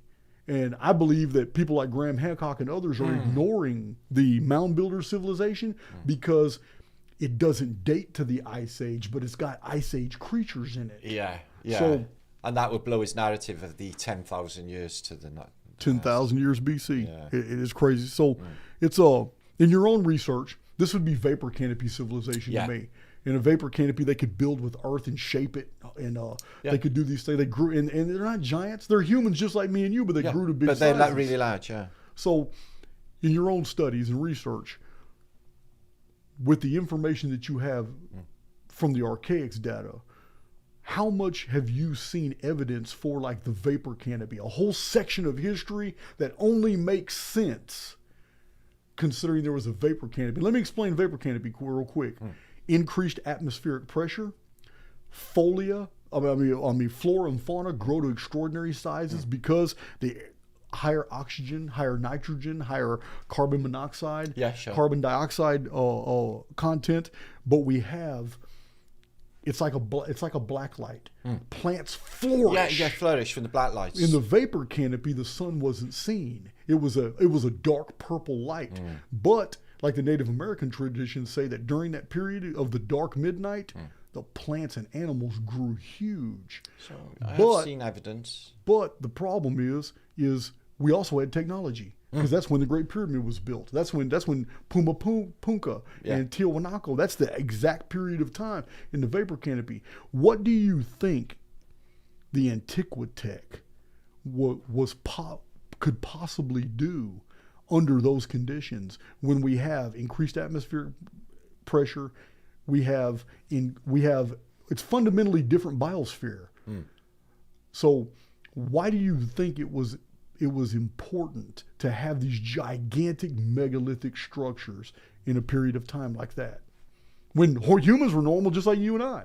They probably wore clothes similar to us, had jewelry, they talked just like we did. There's no difference in the human family, only the fact that they grew much larger. Remember I was telling you about the two scientists in 1902? Yeah, two scientists in 1902 grew 2 inches just being close to the ambient radiation of Mount Pelee. So I've seen some evidence in these Lead van der Haar atlases from 1733 I study, when they show you there's a period of time after 1733 where they show you pictures or engravings of ananas, which is pineapple in French, but they are as tall as a human. They are 6 foot high pineapple, massive trees. So when I sort of talked about that in the past, I talked about, well, did Antiquitech go wrong? You know, was there some sort of catalyst, you know, terrible catastrophe when maybe all of the vibrations that were going off on Antiquitech reached a crescendo and caused some sort of meltdown or some sort of catastrophic event? So, yeah, so I was proposing, did they actually over-engineer Antiquitech? And then when, you know, there would have been, with the thicker air of the canopy, you definitely think there would have been more electricity involved in this, Yes. yeah? Because of the incompression, yeah? Yes. Well, also Makes not perfect only that, but historic sources say that every single morning and evening there was higher humidity, the dew point raised, and there was no rain during this. It's over 1,000-year period of no rain. Yeah. But the moisture was so thick in the air that pools of water would form at night. And during the daytime it was dry, but it was dark. It's what's crazy is it's just the reverse. At nighttime, the stars were magnified because the sky cleared and that vapor canopy turned into a magnifying glass in the sky. Right. And the stars looked closer. Yeah. And this is why the older star charts show stars that we can't see with the naked eye today. That's interesting. But in the daytime, when the sun was up there, it was a dark purple light. And you can only see a little light spot where the sun's location was. Wow. And this is why Genesis says that in those days before the flood, it didn't rain. Yeah. And this is why after the vapor canopy collapsed, That has to be the flood. we had the Great Flood. Yeah. And the first thing that appears as a symbol after the Great Flood is what? Rainbow. Rainbow. The first. The rainbow. So we have this prismatic effect that's now visible only because of light diffraction. Oh, yeah, that's interesting. But it You wouldn't should say that. it wouldn't have appeared during the pre-flood period. The vapor canopy was in the way. Wow. So it was during this period. See, what you just described though, the giant pineapples and stuff. This is very common in the historical record. Yeah. But it's highly localized. Let me give you an example. The Carolinas Islands, the Micronesia, Mount Pelee, Yellowstone area in California, in the Midwest of the United States, they have a common denominator where large, gigantic ferns, trees, beetles, and things have been recorded. It's always in the proximity of high volcanic activity, just like Mount Pelee. Okay. It's I think one of the greatest secrets of science that's being kept from the public is that after volcanic explosions, volcanoes release what's called ambient radiation. It makes things grow to extraordinary sizes. This is why we have them giant trees. That's why we have these giant pineapples. It's only around volcanoes that we have this thick tropical jungle-like foliage, and these creatures grow huge. I mean, even think about it. All the movies of the past, when you get giant insects and giant, it's almost like Hollywood's also telling you the truth. You get giant anacondas and snakes. Yeah. It's always around a volcano. Land of the Lost. Remember that show? Of course. Yeah, Land of the Lost was the same And way. what was them two scientists went there or something? The two scientists in Mount Pelee? Yeah. Yeah, I got that in my... it's Charles Fort provided that data. Oh, right. That's crazy. They'd increase size when they... 2 inches. 2 inches. In 6 months. Right. In 6 months. That is super And that's only from interesting. exposure to a volcano that was still outgassing. But Giving it off already exploded. ambient radiation, It's just ambient radiation. which I don't think is bad at all. I don't think it's bad at all. No, No, no, not all radiation is bad. No. Not all. Not all radiation So is he's bad. got just over 2,000 in chat. Much love to you all, guys. Thanks for being here. Oh, I'm not done yet. No, I'm just saying hi. I'm not done yet. Yeah, man. These you came all the way to Texas. I'm kidnapping you, man. I'm here now. I done did that before and got in a lot of trouble. Let's see. Yeah, what about all these mainstream authors, man? That and I know people in the chat can name a whole bunch of them right Hancock. now. But what about all these mainstream authors and mainstream personalities that get to spill out all this false pseudo history, all this BS we know is not true? They steadily get a pass because no one's fact checking them. But when it comes to someone like you, someone like me, we've got whole websites dedicated to trying to dismiss everything we bring to the table. How's that possible? All these mainstream guys, they just get a pass. Here, man, just say what you want to say. And they do. And it's, I know we can get some names in this chat. Some people are going to say those names. Well, I think Hancock's a definite. Yeah. You know, there's people now going on to Joe Rogan's show and they're saying, oh, like the reset cycle, you know, Antiquitech, all of these subjects. Oh, yeah, nobody's speaking about this. And, you know, they got some of their people talking about it. Graham Hancock said that, right? Yeah, I was really wound up about that when he said nobody's talking about this. See, this is what he's referring to, guys. Really? Graham Hancock recently said, talking about our Tartaria and Antiquitech and resets and all that stuff. These are not words that are found in Graham Hancock's published books. Reset theory, things we've been talking about for a long time, Tartaria, Antiquitech, none of that. But all of a sudden he says it on Joe Rogan's show. And he says, you know what? No one's talking about these things. Man, we've been talking about it for 10 years. You've been talking about it for 10 years. Yeah, it's crazy. I know. It just gets insane, man. Stephen Greer, he's another one. Somebody said there. Yeah. Oh, yeah. Definitely. Israel Paris, don't know that. Well, Michael Tellinger. I like Michael Tellinger. He does good work concerning the circles in across South. I'm doing a book review on his material. I'm reading his book right now. I have good stuff. I have a Michael Tellinger book right now. I'm not doing a critical review. You know what I mean? No. There's always going to find differences. I'm just trying to see what comports with the Archaix material and what doesn't. You know, you can put your different interpretation on him. He's not nailed, you know, chiseled in stone with it, Tellinger. That's what I've noticed about his research. But yeah, this interesting man. Hutchison effect. Do you know Michael? When he came out Flat Earth, I tried to contact him, but he's seemingly impossible to contact. But I would have loved to have had Tellinger on my. All right, well, I mean, it's out there, guys. Either one of us would like to speak to Tellinger. Yeah, sure. Alex Jones. Man, his name is so toxic, whether he's right or wrong. You know what I mean? Yeah. His name is so toxic, you'll just get red flag for having him on your channel. You know what I mean? He's somebody that needs to be on Archaix.tv. I think so. Yeah, because I'm keeping him off my channel on YouTube. Yeah, he's just Alex Jones is toxic. He's toxic. He is. Credo Mutwa. I don't know how he could be one of them, but he was a Zulu. I don't know that name. Well, it's the one David Icke cites all the time. He's a Zulu head of the Zulus.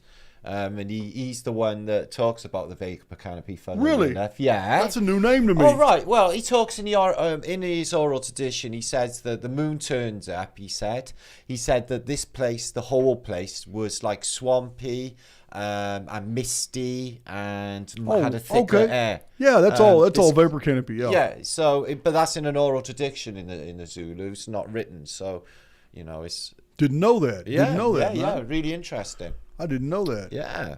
Yeah, but I think I'm not an Alex Jones fan. No. And let me tell you why. When I listened to him years ago, the whole tone of all his messages and all that was very different than now. And I don't mind people growing and changing, but you don't flip paradigms. You don't go in reverse. It's just to me, I don't know. It's I know what you mean. I just leave it. One of my advertisements for Phoenix Phenomenon and all that was blasted all over his websites and in his forums and all that. But other than that, it's I'm gonna leave politics alone. Yeah, just gonna leave it alone, man. What about David Icke? Listen, we need to give David Icke the proper respect of being back about the first truther with William 100%. I've read a dozen of his books. Well, yeah, we got to give. I read Children of the Matrix. It blew my mind. I'm not saying I agree with everything. No, not saying that. But it blew my mind, and it led me to Alice in Wonderland and the World Trade Center disaster. He wrote. Yeah. So, yeah. What's his name? I got Behold a Pale Horse. William Cooper. Yeah. I mean, William Cooper, Behold a Pale Horse, and David Icke were the early 90s. Yeah, when they both exploded onto the scene and basically got people to wake up. Truthing wasn't even a thing then. No, not really. No, it wasn't. It wasn't. Yeah, that's really interesting.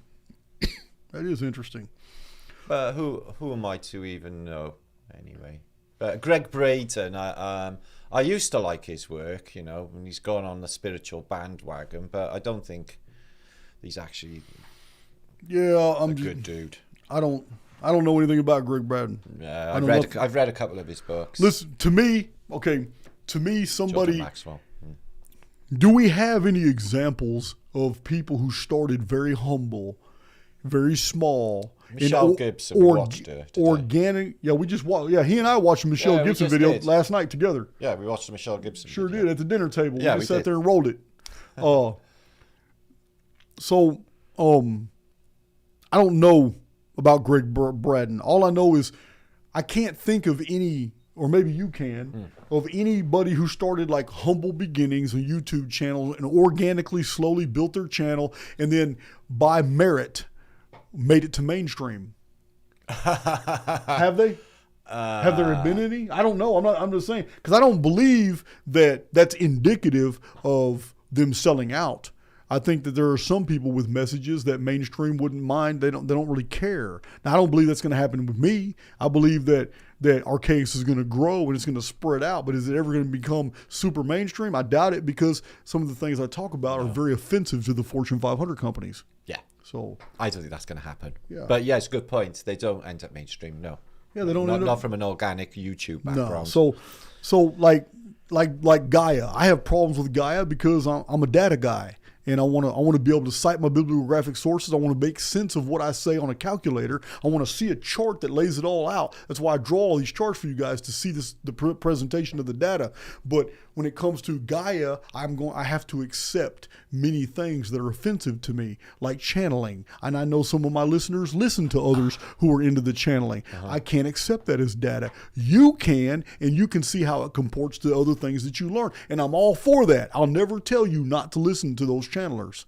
I'm just telling you, as a data guy, I can never cite them. I can never bring them on my channel, and I can never use that as evidence. I cannot cross-contaminate the Archaix data with something that something is so subjective that it could very well be coming from a hyperinflated imagination. Yeah. I can't do it. I just can't do it. What the Flock TV. Shout to Paul on What the Flock TV.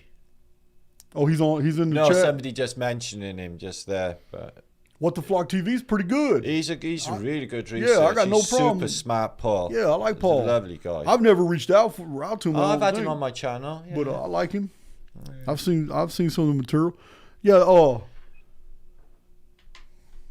Yeah. That's just. You know what? I'm not gonna beat that to a point. It's I can't think of anybody who started small and ended up. But I'm turned off by Gaia. I'm turned off. I've been invited to do, and I know you have too. I've been invited to speak at different conventions and all that. But I want to be a part of a convention that has as guests others that are completely antithetical to anything I'll be associated with. I just can't. I've got somebody blowing up my emails right now about some shit. I'm not going to entertain that. It's not going to happen. But no, I'm not. Don't get me wrong. I mean, he and I are about to do a meetup right here in Texas on June 10th. Have we even announced that yet? No, we haven't mentioned it. That's Man, I know. You should be kicking me, man. No, I was psychically just telling you, Jason. Damn. The event. Oh, okay, listen. And then you picked up on it and said.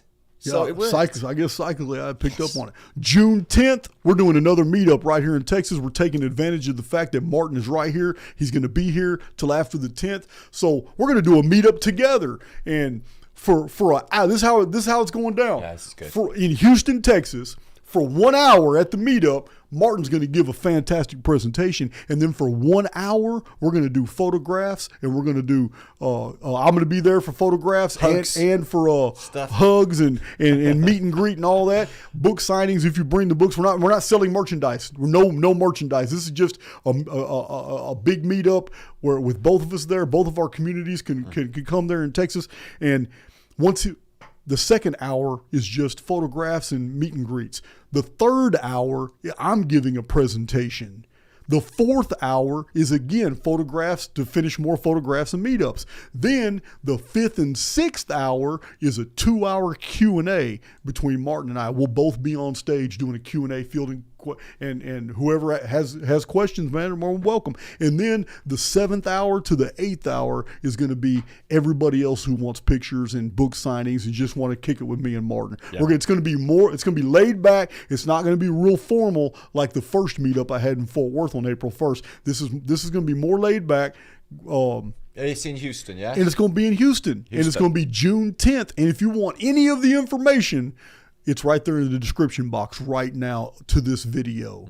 And I think you posted it in your community. I posted it, but I'm going to do videos and get that link out there. I'm sure this is the opportunity to meet some of my American family. I'm sure this is going to be exciting. So yeah, we're going to have fun. It's just something we're going to do. We're going to have some fun. It's not going to be like the first meetup. I mean, this is going to be a joint deal between both of our communities, and everybody's welcome. And all the specifics are in the description box. There's a whole. I think we got a web page, a meetup. Yeah, I think we got a meetup page. That is a meetup page that gives all the details. Yeah, or any questions. So yeah, we're gonna give them a proper send off. You know, that big old Texas boot. Yes. No, man. Texas rocks, guys. You just can't imagine. Yeah, he's been having fun in Texas. It's so cool. So cool. All right. So Here's here's something some of you guys are gonna find a little shocking. Okay, well, we're going to get to that in a minute. We're going to get to this.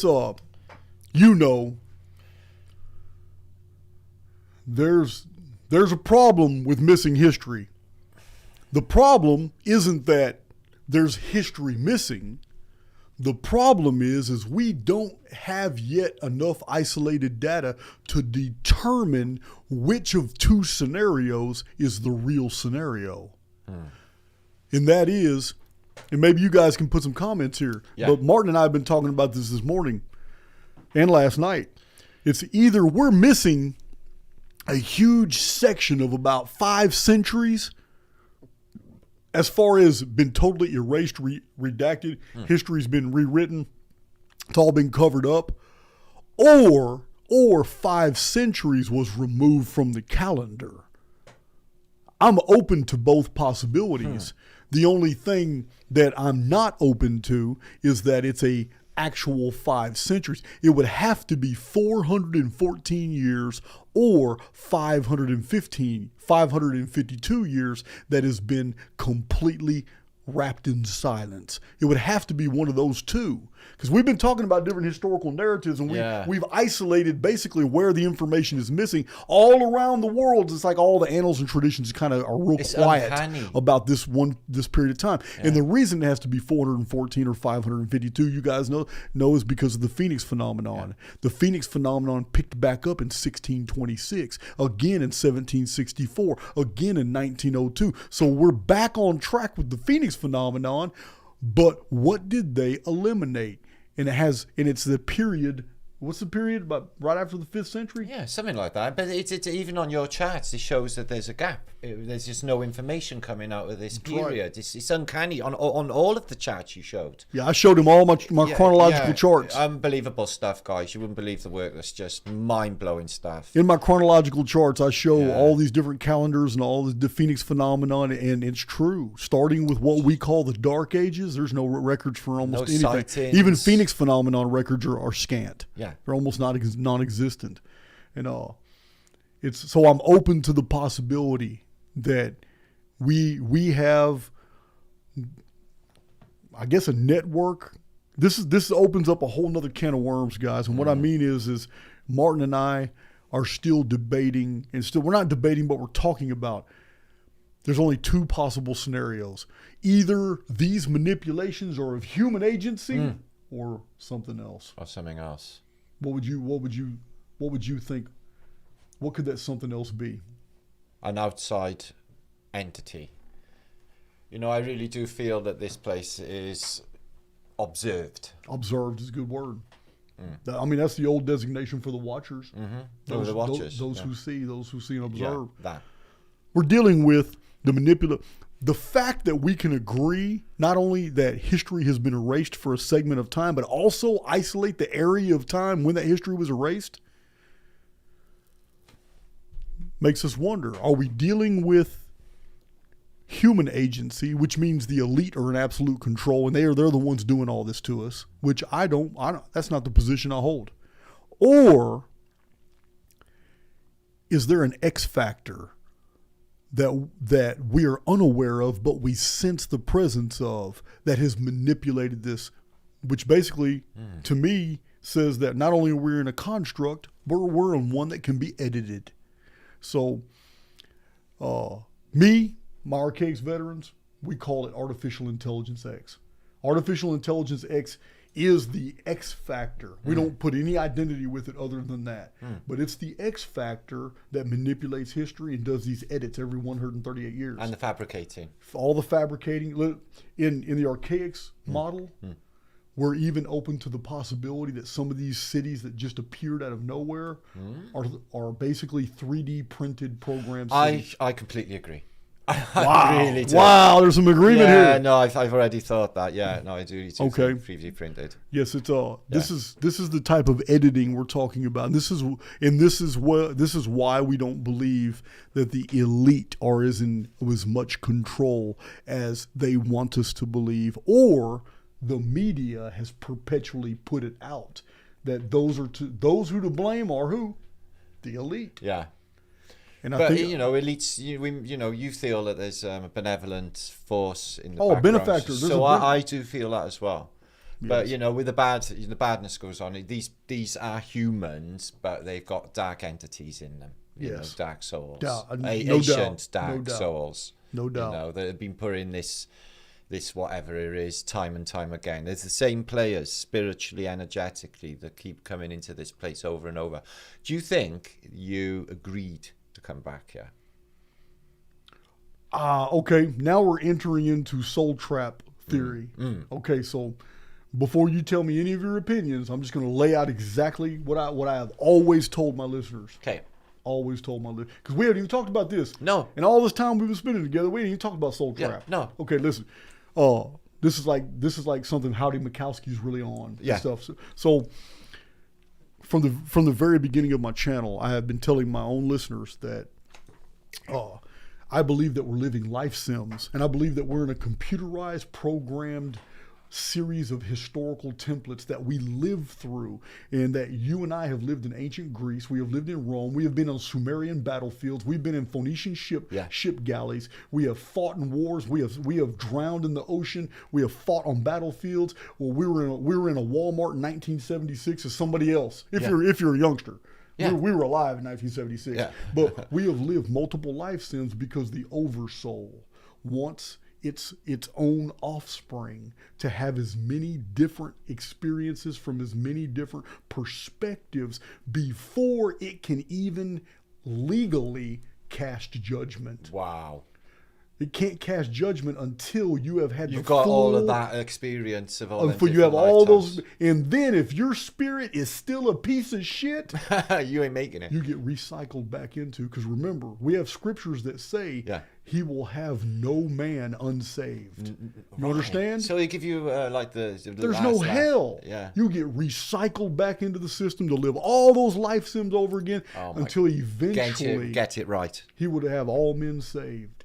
There are many, many scriptures that go into explicit detail that the goal of the oversoul, no matter how you call it, no matter what you call it. Oversoul's a good word. But the goal of the oversoul is to purify the spirit. And And I the would only agree. way the spirit can be purified is that it goes through all these experiences. This is why I tell people on my channel, I've been a black man, I've been a black woman, I've been Indian, I've been Chinese, I've been everything. I've experienced every prejudice, I've experienced every boon. I've been rich, born with a silver spoon. Yeah. I have lived every single, and I now believe that I'm probably near my final avatar, because that's all this is. Yeah, This no, is an I avatar. completely. So that's my viewpoint, and that's what I teach.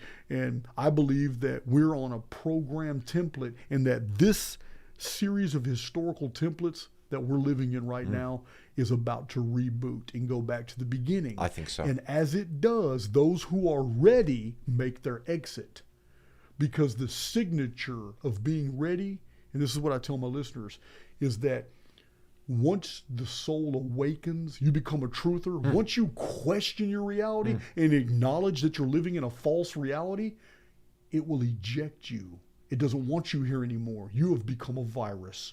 It does not need you to tell all the others, because it needs them to mature. And if they're not ready, they need to be recycled back That makes perfect sense. until they make that natural deal. This is my viewpoint. That's my vantage. That's No, my, I like that's it. the It's, answer and it's to a my- purification process anyway. That's what it is. Yeah, what for it is. spiritual purity and perfection. and then it's game over. And then we all wake up in some sort of room, and they clapping like that. Well done, chaps. Well done. Well played. Well played, chaps. I like that. I like that. Pop out of reality. No, I definitely think this is an illusion. I think we're in a dream within a dream. And I do think there's an illusionary state to it, and I do think that reality is malleable. I've been playing with it for pretty much ever, since I was a child. And and I do feel that I've been here time and time again. I fell in all of the wars. That's what I seem to remember. And like you said about the ships and the galleys, I got memories of these as well. So yeah, I've been here a few times over and over. That's one thing you just mentioned that I don't have a problem with in the truther community. There's a female that has a channel, and I can't remember her name, but she has a channel where she describes her past lives. I have no problem with that because that's a part of my paradigm. I believe. Now I don't know how she could remember because I believe there is it's for some reason she's still attached to her past. Only the moment of death. Yeah. No memory of the life. Yeah. Just how I exited. Yeah. See, I don't know how she would remember all those things, but I can't say that she's a liar. No. You know what I mean? Because we live life sims. The central nervous system is what keeps us moored to our avatar. And when the avatar passes, the soul is free to be born into the next avatar. Now, this is why, to me, it does not matter. I have a lot of emails where I have to answer people who are post-traumatic syndrome. Some people send me emails. They're really destitute because a loved one has committed suicide. And I have to tell them, I said, listen, guys, if you just logically think it out, there is no difference in the death of someone who has naturally died on a battlefield, or a suicide. The spirit still exits the avatar in the same way. It doesn't matter if you're in the middle of a dream and you're asleep and you die. That doesn't mean you're lost in some type of maelstrom or something. It's not. You're still gone. I believe that ghosts, specters, all these entities that we've documented, that we've seen on camera, that people have felt, some people have mediums, whatever. I believe that that's a real phenomenon. And I do. And I believe it from one personal experience I had in prison that I've told on my channel a couple times. Somebody else got attacked by something in the cell. He was the only one in there, but he fought for his life. Now, we're going way beyond that, man. So anyway, I lost my train of thought with that sign right there. This guy was having a fight in the cell. Well, anyway, I've told the story multiple times. His name was Michael. He had a fight basically with a spirit that came out of a book. He was messing with Dungeons and Dragons and Satanist literature. He had Necronomicon, Satanist literature. Right. He was mixing both of them. And anyway, I never saw it, but I was there. I ran upstairs. The cell was cold, but it was misty. It was illumination, like fluorescent lights. It should have been bright as hell, but it was dark, misty. It was super cold. It smelled bad, like putrid sulfur, and he had scratches all over him where he had just fought something, and there's no way his fingernails could have done that. Wow. And he was scared to death, and he became a Christian the very next day, was baptized a week later. This all happened in prison. Everybody who was on that maximum security unit saw that with me, and we saw the change in him. There was some real stuff. Some real shit happened to this dude. His name was Michael. So, Mike. Anyway, but the origin of these beings and all that, I don't believe it comes from anything that happens inside the construct. And I have a whole video explaining my theory, because in simulation theory, it means that you and we have a real body on the outside. We volunteered to come in to live these life sims, to grow, and I believe that there's different constructs. I call them simulacrums, although it's old Latin simulacrum. But I believe there's different simulacrums, and this one is the Nemesis Cataclysm simulacrum. And there's reasons why I believe this. This is something we'll have to go into later. It's way too much. But I believe there's multiple constructs, and that you have volunteer for one at a time. And right now, you and I and everybody listening to my voice, we're all in the same one together right now. Yeah, sure. But our true identities are on the outside of the construct. But a phantasm, a demon, a spirit, a disembodied spirit is created when something on the outside of the construct disconnects the physical body with the soul that's here. Makes sense. They're trapped here until the next reboot. Ah. They can't get out. They can't. They're no longer in the system. So living multiple life sims, when avatars are ready to receive another one, they can't participate because they have been disconnected from the system. They're now an intelligence that just free floats an intelligence. in here. They're just a free, Nicely put. and they can through emotions. They can, because emotions are spiritual. 100%. And they can participate to a limited degree. Yeah. But they also have memory. They can communicate. So, but this is where the rage comes from. Wouldn't you be pissed off in just a perpetual rage if you knew, because you're disengaged from your avatar now, so you know the only reason why you're stuck in this construct until the next reboot is because somebody on the outside pulled your plug. I'd be pissed too. I would be. I mean, this is a theory. No, it's really interesting. I knew that before. It's a theory, but I believe that we are absolutely technologically advanced humans, just like we are right now on the outside of the construct. 100%. No, that I agree with. And that 100%. the oversoul is on the outside of that and created all of this. But these individual simulations we're living in, we did this. This is our creation. That's what I believe. We manifested this. I believe we did it 100%. Yeah. And that's why these little nuances and little things like demons and spirits and stuff, it's real, but they're just us, devoid of an avatar. And they were unplugged for whatever reason. We don't know, and we're being monitored. They could have definitely done something that broke the rules, whatever the rules are. And until the next reboot, you can't participate no more. You're not doing what you signed up to do. Unplug. Yeah. So now they're raging and mad. Now they're stuck to a geographical area. Call it a haunted house. Yeah. Yeah, man. It was just a theory. No, it is really interesting. But I have a whole video about disconnection. Yeah. And then they're just like hanging around a haunted house because they can't go anywhere. Hey, man, it's just like I said, it's just a theory, but it's something I've given a lot of thought to. I have a video about it, but it's So in your research, have you come across like underground architecture that can't be explained? Like we have here in the United States. Milestone stuff. We have stuff deep underground that's reported by William Cordes of the Source Book Project. That's reported by Barry Fell of America, BC. He's a pioneer in archaeology. And then we have you ever heard of Jonathan Gray? He has a fantastic website called beforeus.com. No.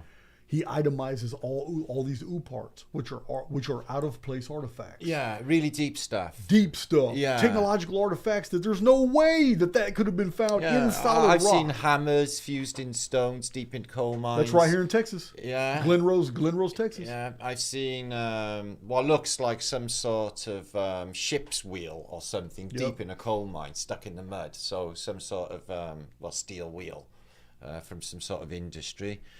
So I think that this mud flood scenario I think is like over and over, and I do think that there's stuff really deep down. I think that there's cities deep down underneath us, just covered in mud, and just we're on top of another older civilizations that I definitely think are down below our feet. And probably, how many people do you think went before us? I know that the story of what they said of, from evolution, and we've just reached this, amazing technological peak. Well, you're not talking about here in Archaix in my community. You're not talking to people who believe into the we came from monkeys scenario. No, we never. No space monkeys. Yeah, I mean it's the same thing. You have to ask. I mean, if evolution is true, why are there still monkeys? Well, there's no evidence for evolution. Full stop. Yeah, there's no species that's you don't have a goat turning into goldfish. This is just no evidence. No. There must have been trillions that went before us. There must have been. Well, we really don't know how old this construct is. Well, that's it. It could for the past 500,000 years, we could be doing these 6,000 year resets. 6,000 years of timelines and then reboot. 6,000 years and reboot. And I mean, here's something we did discuss this morning. Okay, the very fact that I know Shiva Shampoo's in there listening. Yeah. I know he's in there listening.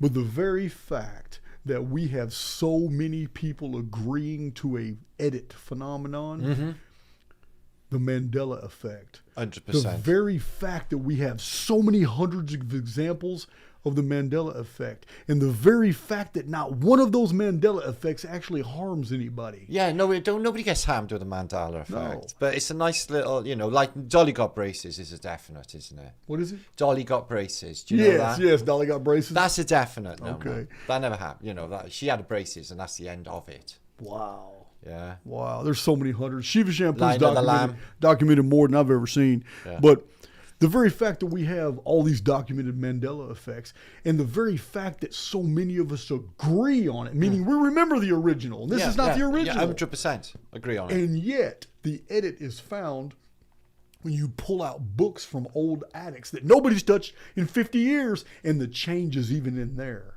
when you open up the book. Yeah, Whoa! I know. Like Berenstein Bears. Bernstein Bears is a good example. So, and the very fact that these Mandela effects can be agreed upon by so many people as they're ubiquitous. They don't harm anybody. Nope. Therefore, to me, the only way I can translate that is that something is telling me, wake up. That's it.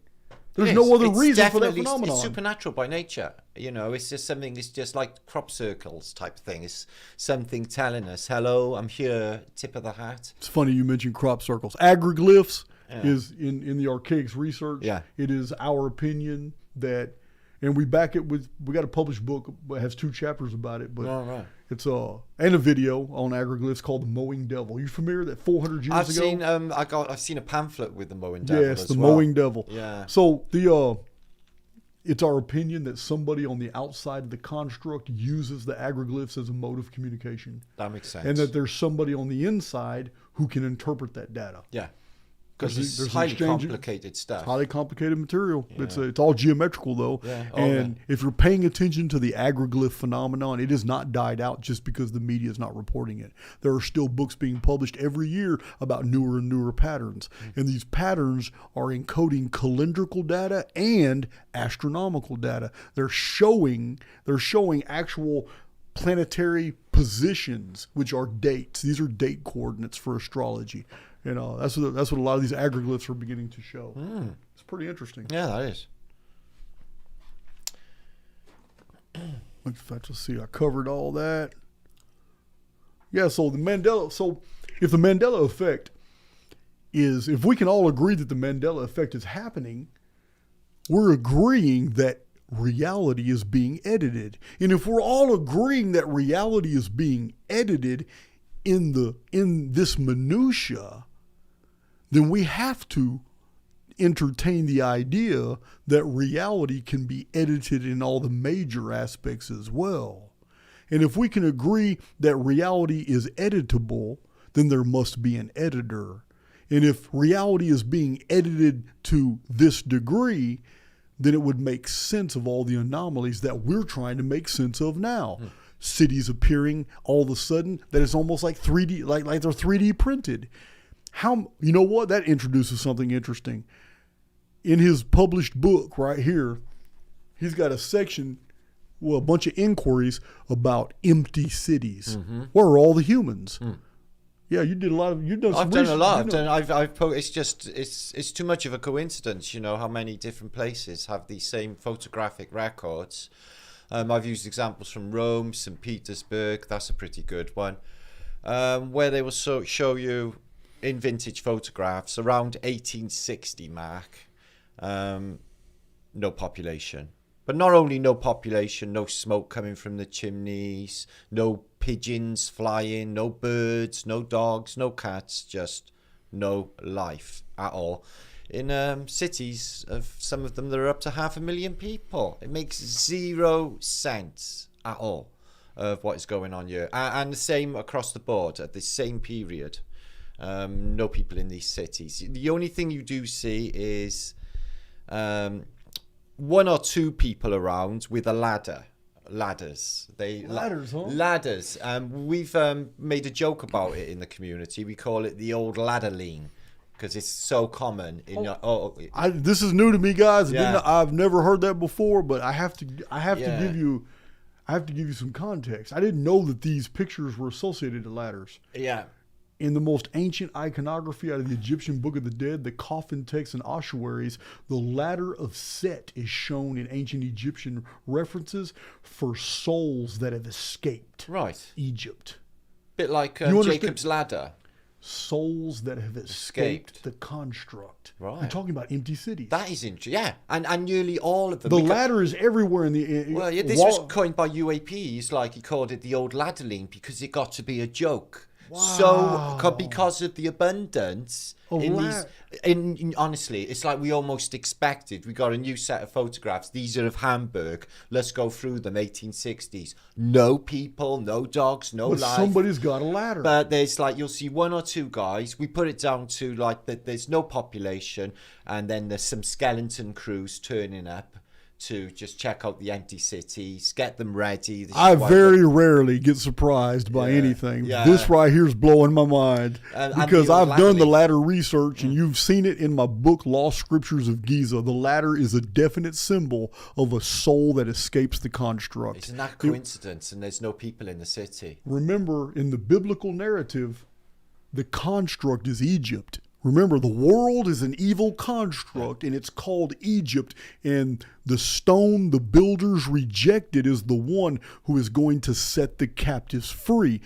The symbol by which the freedom this freedom of the souls is a pyramid. The pyramid is the gate of freedom for the souls that are trapped in the construct. However, in Egyptian, the pyramid is also replaceable with the symbol called ladder of Set. So this is interesting. I got all this in my first book. That's juicy. I got all this in my first book, and you're telling me. So we're dealing with black and white photos of empty cities. Remember, guys, I say the construct is when the construct is reset, human populations are vanished. So this is very interesting to me because it's a part of the Phoenix phenomenon. The Phoenix phenomenon does the same thing. I've told you guys that Phoenix phenomenon is part of the Phoenix phenomenon is not just the resets, but editing new civilizations, new histories into the narrative, and yet removing populations from other ones. This is some crossover here. The very fact that ladders are shown prominently in these empty city deals is it got to be a joke. It's blowing my mind. We were so expecting in the next set, like there'd be ladders. There's no other interpretation for the ladder. Well, there's no interpretation for why the population is missing. You know, we've even like, is it the time of day that it's 5 a.m. and no one's awake just yet? But you can see the shadows on the lampposts, and it's 11 o'clock in the morning. People should be everywhere. There's a book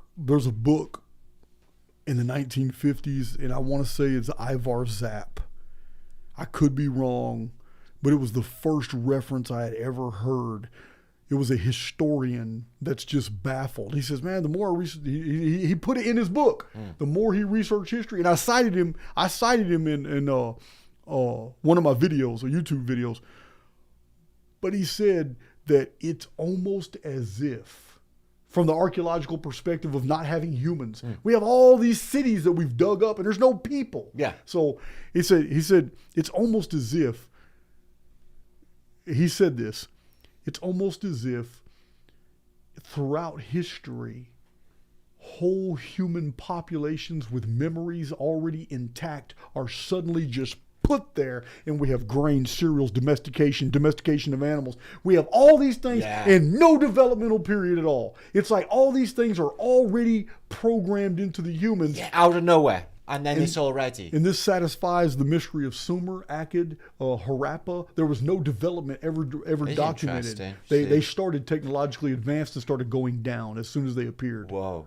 Yes. Ancient Egypt as well. You know the Great Pyramid of Giza, the Sphinx is the first 5 dynasties. After the first 5 dynasties, it just went downhill. And every pyramid after that is twice as small. So it starts out at the peak of technical advancement. Yes, and built trashier and trashier until they just quit building them. Yeah, it's always a declination of sophistication. That's really It's not the other way around. And he said that in his book. I want to say it was Ivar Zapp. I need to go look for that reference again because I know what the book looks like. It's a big blue book with a silver cover. It's a big blue book with silver letters. Snakes and ladders as well. Again, maybe they're telling us something. So the ladder symbol in these pictures, this is really phenomenal. Yeah.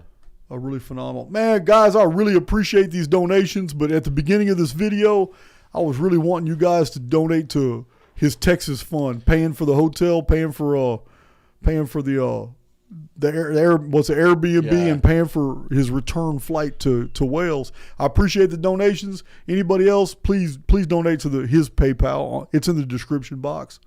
But I thank you guys. Jerusalem ladder. I was thinking our spirit levels. Thank you, Susan. Yeah, this is on fire, man. I'm really blowing my mind about this. These pictures. So I have those pictures. I got so many pictures. No, what I'm saying is I downloaded your 55,000 Oh, yeah, pictures. you've got them all, yeah. I have your pictures. So Yeah. I'll be going through there getting those pictures out, my brothers, sisters. Yeah, we'll be doing that. So I will tell you one thing I'm doing. I've contacted over 40 other YouTubers, and I've gotten probably 30 responses. So far, every email I read was favorable. That'd be good. But I'm about to be doing a massive podcast deal, bringing people into the fold for Archaix.tv and from Archaix. You know, if we're not going to talk about things that are real sensitive, we can just do it on my YouTube channel. Yeah. But I'm reaching back to a lot of smaller channels that deserve the merit. Big channels that are ignored. Really and stuff good. Yeah, I just feel that there's good information out there that's being absolutely ignored. Like I was ignored for so long. I agree. I see some channels that got hardly any views, and it's cracking information. Yeah. And other channels that talk crap and get pushed. So I've reached out to a lot of them, and they've responded. And so I'm going to be real busy with that. Right now, my content is low, and some of you have noticed that and emailed me. And listen, I'm not switching over to Archaix.tv. That's just something on the side for sensitive stuff. Believe me, I'm about to power horse and release a massive amount of videos on Archaix YouTube. You guys got that coming. I showed you my preparations. I've got stuff coming. It's already in the wind. It's just things have slowed down because we've been hanging out, and we're gonna hang out some more and do some more videos. So yeah, it's So please don't send me more emails worried about where's Jason, because I'm telling you, I'm gonna unleash. You know I will. Yeah, you will. Let's see. So yeah, man, that right there. That right there is a point of fascination for me. We're gonna have to do a video on just empty cities showing that ladder. Yeah. Because ladders, everyone, and it's really strange as well because you never see anyone like actually working on them. Well, I have to show you. Just there. Check this out. I'm gonna have to show you two other things. You know what? I'm gonna tell you now. I'm gonna do the video with if he's back in Wales. We'll do a podcast together. Yeah. Since you brought this to my attention. But this is all going to make more sense, guys, when you see the medieval and Renaissance alchemical charts that all show the pyramids and the ladders together in all the artwork. Because I have some of those, and I know you got a bunch. I've seen. Listen, the ladder and the pyramid are interchangeable. The ladder of Set in the iconography, the symbolism attached to the pyramid. The pyramid was the stairway to heaven. The pyramid was regarded as the escape. Remember, my Archaix veterans, you know, I have videos where I explain we have isolated 3 different ancient traditions that all explain that when demons get exorcised or when demons or gods find themselves in trouble because Typhon is attacking, even the gods flee to Egypt. Egypt was always considered the place of refuge because it was the Babili. It was the gate of the gods. It was the only place in this world that gods could get the hell out when the world was going to be judged. Then they could come back. This was the ladder of Set. It was the Great Pyramid. And to find out the ladder symbol is in these photographs is profound. It literally means that those cities were emptied because those populations were removed for whatever reason. That's amazing. That is amazing. It's amazing, dude. Wow, I never knew about that. That's a good another one. That's another shoot. We're having a few of them. That's another data point. Yeah, man. 100%.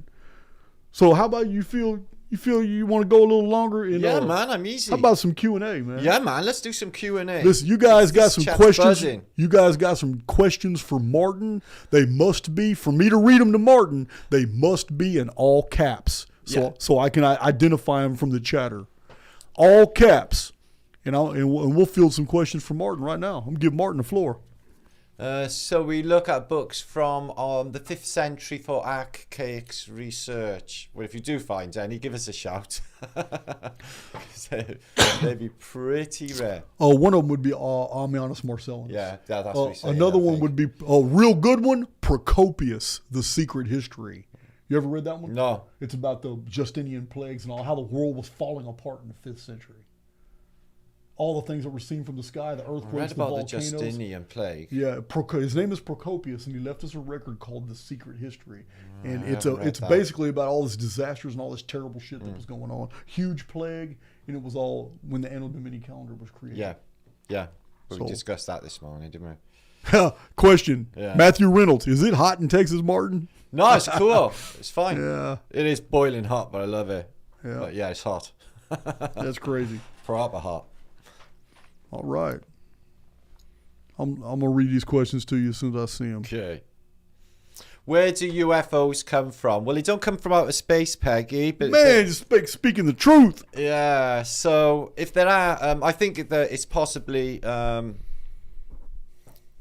not like things from other planets, but from other lands, possibly, or somewhere else in here. But I have seen quite a bit of sort of UFO activity in my time, and I wouldn't say that it is alien. I would say that it's man-made, or something we could recognize has manufactured these UFOs. So, but I do think they're a thing, but not from space, because space is water. Right. Hell yeah. Yeah. Oh, just to give y'all a heads up, on Square Peg Diversion's channel at 5:15, she's got a huge thing to present. So after we're done, you can go straight to Square Peg Divergent and hang around 5:15. Fair enough. She's my channel supports her channel, and she and I are supposed to get together pretty soon. She's on my list That's to pretty good. do some videos, but she has her own channel. And she does pretty good at explaining archaic concepts, and she actually takes the concepts and runs with them and makes her own discoveries. But just let y'all know, Square Peg is going on tonight, 5:15. Somebody asking me the old gyro question, Tone there. Hey, Martin, I've had this question about 500 times over the last decade. Yeah. Gyroscopes, did they prove no movement of Earth? I don't know, mate. I can't say. Only from what I hear on YouTube. Never done the experiment myself. I never got an airplane. So, but apparently they show no drift. But Right. again, only YouTube videos. Welsh Warrior. Yeah, I know that. Who or what created the spirit world? Oh, that's a deep one there. That is a deep I don't one. think anybody can answer that. Yeah. You can try, though. I'm going to give you a shot. Okay. Well, you can't say who or what, but I definitely, I'm a creationist. And I definitely think that, the evidence that this is a creation, the Fibonacci sequence, pi, these other mathematical anomalies, which just scream that this place is, being created, an artificial construct, if you like. But I couldn't give a name to such an entity or such a being. People call it God, don't they? Or the architect. There's 100 different names. But obviously I haven't got a clue. That'd be impossible for me to know. But I definitely think there's an outside force at play. Observing is what I think. Cool. I feel. Cool. So, questions coming in, aren't they, man? Oh, yeah, man. Damn. Does God exist is not a legitimate question here. No. We already doing that. believe they do. How close do you live to Tom Jones? I don't even know who Tom Jones is. Not far. Famous singer. My, Oh, okay. Delilah. Yeah. Do. I get it. So Donald Trump, father of the vaccine. That's a hell of a name. Seifer is Jewish though. Are you anti-Semitic? At Drink Water. Okay, you're not talking to me. Obviously. I'll address that though. I don't know if John Levy's Jewish or not, but Levy is a Jewish name. Robert, No, that's not his name. it's not. No, Okay, no, cool. his name's Italian. Okay, it's Italian. Well, Robert Seifer is Jewish, but that has no bearing at all on his research or on who he is. I personally know some Jewish people that are very good people, and I also know that I have some I have a tremendous amount of research about a small cabal of Jewish people who have been doing nefarious shit for the past 2,000 years. But that doesn't taint the whole.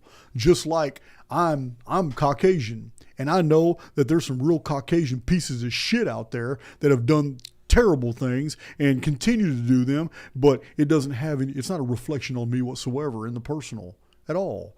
And it's just like there may be some Welsh terrorists out there that the UK government's been trying to get for a long time. But that's got no bearing whatsoever on this individual sitting in my studio right now just because he's Welsh. Yeah. So yeah, this attempt to paint the all by using particulars is something that offends me.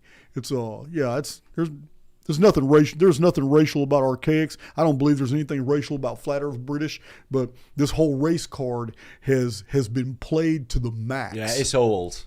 And actually when I hear the race card now, it wants me to dismiss the individual who even brings it up because you're really not even relevant to the conversation anymore. Yeah, I don't want to hear it. Let's see. Hold on, man. Let's see.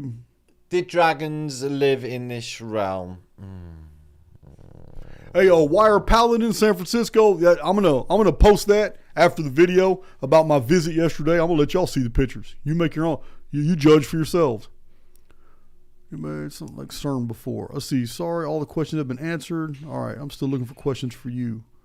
What are the purposes of the pyramid? I don't know if that's for you or me, but. Anthony Quinn has moved back to Wales. Awesome actor. Anthony Quinn must be dead 100 years ago. You on about the right Anthony Quinn? I can't imagine how old that man must be. Right. That's good stuff. Let's see. Okay, here's a good question from Gregory Francis. Mm-hmm. This is a question to you.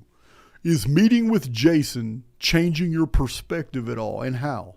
Oh yeah, man. It's been absolutely fantastic because like two minds put together. When we start doing research, we're all on. We're into the same stuff, so we manage to like bounce off one another. We have like great thinking, don't we? It's very good. It is really good, and any differences of ideas that we've just discussed, we find some middle ground, and it's a good example for spreading this sort of thinking, if you like, throughout the truther community, where we can all find common ground, bring a unity together, because there's strength in numbers, guys, remember that, for the greatest truth that is ever going to be, which is on the horizon, guys. It's coming, and there's no stopping it. That's right. The unveiling is coming, and that's it. We all got to be ready spiritually, and we got to get our bodies and our minds in line for what is to come. Unveiling. The unveiling. That's the actual correct interpretation of apocalypse. Mm-hmm. That's right. That's unveiling. What Apocalypse is going to be different things for different people. It depends on where you're at. Because the apocalypse is 100% based off frequency. So you're going to respond according to the frequency you're already vibrating at. And the events that affect you in the apocalypse are going to be according to your frequency. So you need to be on the right frequency so you're not subject to the negativity, the negative stuff. The collective is going to be going through hell. The errants and the individually highly spiritual souls are going to be observers of what other people go through. They're going to be the ones taking pictures of the world that gets destroyed. They're going to be the ones surviving in the communities that are untouched. Every reset has survivors. Every reset has whole communities 100%. That have no idea what just happened to the rest of the world. That's true. Israel Adams asks... Archaix asked Martin about Archaix. Okay. So I included that in my first book and the series I did, The Greatest Secret Never Told, where I decoded the most important weapon of the ancient world, which was what they call the Roman Archaix, which looks like the barrel of I'm guessing a machine gun, if you like, what they call the Gatling gun. Mm-hmm. So what you get with the Archaix, it's a load of pipes all slung together and banded, okay, with maybe a copper band, and this will create a charge.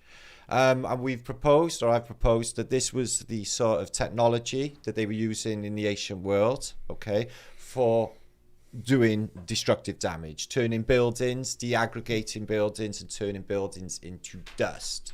So Archaix is a technology that is around today. Okay, bundles of Archaix, exactly. Sounds like a dew weapon. It's a direct energy weapon. Yeah. It's a dew weapon. So yeah, exactly that. So that's what I proposed. But there's two sides to it. Well, it's three sides to a coin.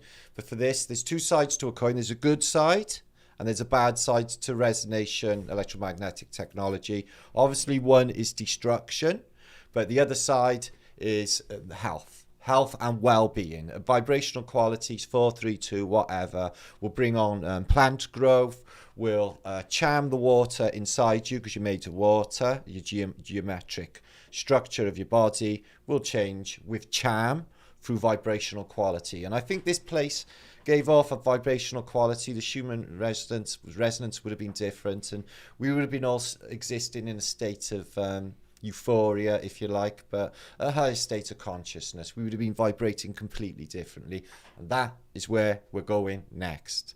Okay, this is the next step of human advancement, and it's coming. And this thing was just in time. You know, this weird technology turns out 20 years before, the next epoch is about to be unleashed. And, it's too much of a coincidence. And like I said, I don't believe in coincidences, that these tools will give to us coming towards an end time to give us the information required that we can prepare everybody with this information. And right. Yeah. It's like they've given us the guideline. They've given us the Hitchhiker's Guide to the Galaxy for prophecy and reset is what's happened. Yeah. Yeah, you're right. It's what it is. I know. Here's another good question. Let's see. Is Martin open to simulation theory? Yeah, sure. I am open to simulation theory. We've been talking about it real deep for the past 3 days. Yeah, I've been open to the idea for years and years. Even before Flat Earth, I looked into the work of Professor Bockström from Sweden, who had an equation that stated that the way that computers' processing power is advancing, then maybe in 50 years' time, they'd be able to simulate reality and you wouldn't be able to tell the difference. That's right. So they got not far from there now. So could could everybody be in a stasis state, and actually that's our true selves, and our consciousness is living in a 3D manifestation here on this realm, which to me, only me, I think it's a bit of a poor copy. I don't think they've done a good job of it. There's too many mistakes. The perfection gave it away, actually. Yep. Yeah. And I don't think we're in the same place as before. So this edit, I think, is a thing. And I think this could happen maybe on a daily, nightly basis. Why the hell are we going to sleep, shutting down? Why does our avatar need to shut down and to go into this recharge state? And then our soul, does consciousness end once we're asleep? No, our consciousness never ends. It carries on going when we're asleep. And then we trip to what? Another realm in our consciousness that is as real as this realm, which is uncanny. So, I don't know. Yeah. Somebody's asking about Paul Cook. I'm gonna leave that alone. Yeah, best leave that alone. Leave it alone. Sure, he's got enough shit in his life right now. But I'm gonna leave it alone. I'm about let's see. Love you, everybody. Not sure what that means. Let's see. Have either of you had past life remembrance, and how did it happen? Yeah. Yeah, I don't know if I have or not. I don't think so. Well, I remember getting shot in the knee on a railway track in the First World War, and I got pains in my knee since this lifetime. So I think injuries of an old life you carry through into another life. I can remember laying in a wheat field with it all blowing chaotically because there was a helicopter coming to land to pick me up. I remembered that, and I died there. And I remember dying in a hospital bed with a crescent window, a massive big window, but with, when they have like the the sun and the sun rays coming out of it. It had that effect, and I clearly remember that window. And that was the time before this time when I was born. So what you're describing to me, what I just heard you say was 3 different episodes, and every single one of them are related to trauma. I always don't see any of the life. Yeah, well, what I'm saying is, it seems like trauma imprinted on the soul. Yeah. And you carry that information into the next life. Yeah. That makes sense. Yeah. Trauma seems to be one of the things that a lot of people have in common. Just the moments of death. Yeah. I've got a couple of memories further back where I'm being sort of hunted. And then, I got hunted like back a few years ago when this I can still see the fella, and he basically shot me between the eyes with a handheld crossbow. And the moment he did it, I literally nearly shot out of my bed. I was just shot up like that. And I was like looking around, like thinking it was still going on. It's like, he's seen me, he's got me. Wow. And I'm like that. I woke up and I'm going like that, checking my head like it's going to be there, It was that vivid. And that really just so weird, really weird. Well, Paisley Larissa Guy, Paisley asks, what about the costumes and crown diadems? Were they some type of tech? Yes. You think so? 100%. 100%. I think the crown, the scepter, and the orb that all the royal families have to have is a definite technology. Also, the clothes themselves. Some sort of technology. They even used to have in the past Faraday beds. They used to have nets that went around their beds, which had Faraday cage protection from seemingly and more radiation. Yeah, Faraday clothes as well. People wore radioactive protective clothing. I'm just thinking about the connection with the volcanicity. Interesting. Yeah, I'm just thinking. Coincidence theorist right here. Yeah. He comments on my channel frequently. He says birthmarks match up with death wounds. I've heard that before. I mean, I don't know because I don't remember any of mine, but he says birthmarks match up with death wounds. That's really, really interesting. I've never heard that. I've got a birthmark on my shoulder blade on the back. But I couldn't say I got killed there. But that is really interesting. And what are birthmarks anyway? They're just really crazy. Yeah. Somebody's asking, does the royal family have any real power left? They have absolute power. A king has absolute power. He can declare war on any country. He's got all the armies. In fact, the laws that the king has, he doesn't actually exercise. If he was to exercise, this realm would be completely different. But he doesn't exercise these extreme rules, which he is permitted. The king owns all the land of Canada and all of his dominions. He let go of India, but they are still very much part of the British Empire, even though they're not. I think the monarchy itself, people in Britain don't really care about and that, but they're not going to go. The monarchy are not going to go. They are part of this narrative, and I think that they are going to be you can't have a reset without the replace, apparently, of a monarchy. Okay, we just had the king and queen died. I literally called this out before it happened. I literally said last year, the king, basically Charles would be king next year. And I said that the queen and Prince Philip will be dead by Christmas. And I nailed it. Everybody wrote to me and said, and I literally had the clip on my video. People sent it to me and said, Martin, check this out. You absolutely smashed it. You nailed it. Because I knew that they change a monarchy every time there's a reset. 1902. Queen Victoria goes out and the Edwardian period starts. Yeah. Or would have if there hadn't been an event. 138 years before that was 1764 when all the European monarchies started collapsing and becoming European democracies and European republics. And Boston Tea Party and the rebellion against the crown began in 1764. Same year. Yes, it's a Phoenix phenomenon day. Yeah. It's like these massive socio-political edits happen. It's crazy. Yeah. Crazy. That's a huge change going from monarchies for centuries and all of a sudden changing to democracies and republics. It's huge change. Huge change. All started with the French Revolution. They took off and everything's dominoes after that. Yeah, well, Supposed to be, because Marie Antoinette opened her mouth and got overheard by somebody in Versailles saying, "Oh, let them eat grass." Yeah. And word got back, and then a revolution sparked. But Yeah, that's the backstory. We really that's don't the know. backstory. The storming of the Bastille. All of these stories are just that, really, aren't they? Yeah, Victoria awake. We don't know what part of Houston yet. At least I don't know. I think they're waiting to gauge because the attendance is going to basically decide the size of the room. Yeah.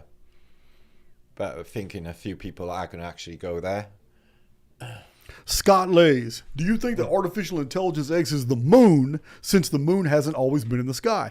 That is a very good. That is a good I mean, question. one thing that he and I agree on is that the moon is like holographic, or it's not a solid. Yeah. Because its stars have been photographed between it, and we're both familiar with the work of Crow 777, and so yeah, it's. Well, in the film Truman Show, they show you that the moon's like a construct, and they're controlling the dome realm from the moon. Ed Harris isn't he? He's got a little window up there, and his offices is in the moon. It's crazy. Yeah, the Death Star. that turns up. No, I don't think it's always been there either. No, it just doesn't belong. It looks like it's a mess. And like you said, that thing's see-through. I've seen enough stars through there. And Crow's wave, lunar wave. Yeah, it's. But you think that's more, don't you? You think that lunar wave goes right the way through? Oh, I believe it's the whole sky. It's just Crow 77. Just resetting his footage can only show the moon because the rest of the sky is black. You can't see the wave, but he saw it going over the moon. I the only thing I want to add to that is I believe from other people's research it's the whole sky. Yeah. It's that line. You only see the moon. That line passes the entire sky about 70 times a second. Isn't that interesting? Did the moon arrive 1300 years or 13,000 years ago? There's no way of knowing that, Welsh warrior. Yeah, it's way too far back in the past for me to comment on. That's way too back. I'm not sure if that's even there. Michael says, Jason, will CERN be dismantled before it destroys the Earth possibly? I don't know anything about CERN. I'm sorry. It's not something I research. I'm not even convinced that CERN is anything other than an extra tax that people have to fund. That's all I think as well. I don't believe it's doing anything. It's a money soaker like NASA. It's just like NASA, a PSYOPs tax. Just to what? For what? To reenact the circumstances for the Big Bang, or find the Higgs boson for the unified field theory, or capture some gluons, or the billions of dollars of international funding to smash atoms together to find out that a muon and a boson are totally different. I'm not buying none of that shit. Not me. That's deep state funding. Yeah, definitely. Cash cow, deep state funding, huge cash cow. Yeah. PSYOP. All right, let me find you another one. Let's see. Oh, okay, he already said that. Must have. Same questions or what? Do you guys, tonal vibrations. Yeah. Do you guys notice some stars wander around in the night sky? Yeah. Yes, they do. Yes, they do. Yes, they do. And I've heard many people mention that as well to me, where they've just watched them and they start just moving across the sky like this when they're supposed to be fixed in a constellation, and they just start moving. So yeah, I hear quite a bit of that. But I'm a sky denier. I deny the sky. If anyone's going to ask me questions on it, I got so many questions myself, guys. The last eclipse that happened. I'm on a live event, and we're all waiting for the moon to turn up. To do this refresh rate on the moon, right. But no moon turned up. The eclipse happened, okay, but no moon was there to cover.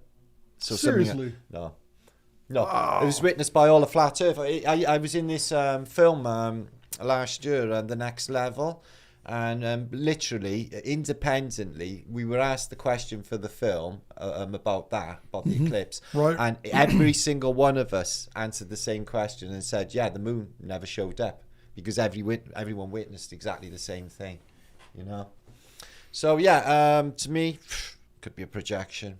It's like you're never going to know what's up there. They can't get up high enough to take a photograph. They can't get up there anyway, and that's the end of it. Probably never will. And because there's water up there, I really do think. Cosmic World Girl thought about ATV Angels channel. You must be talking about APV.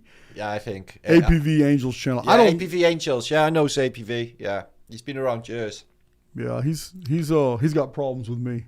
Yeah, he's a British fella. Yeah. He's talking about Antiquitech and stuff. Probably 5-6 years now. Honestly. Yeah. He's been around a long while. Yeah, he's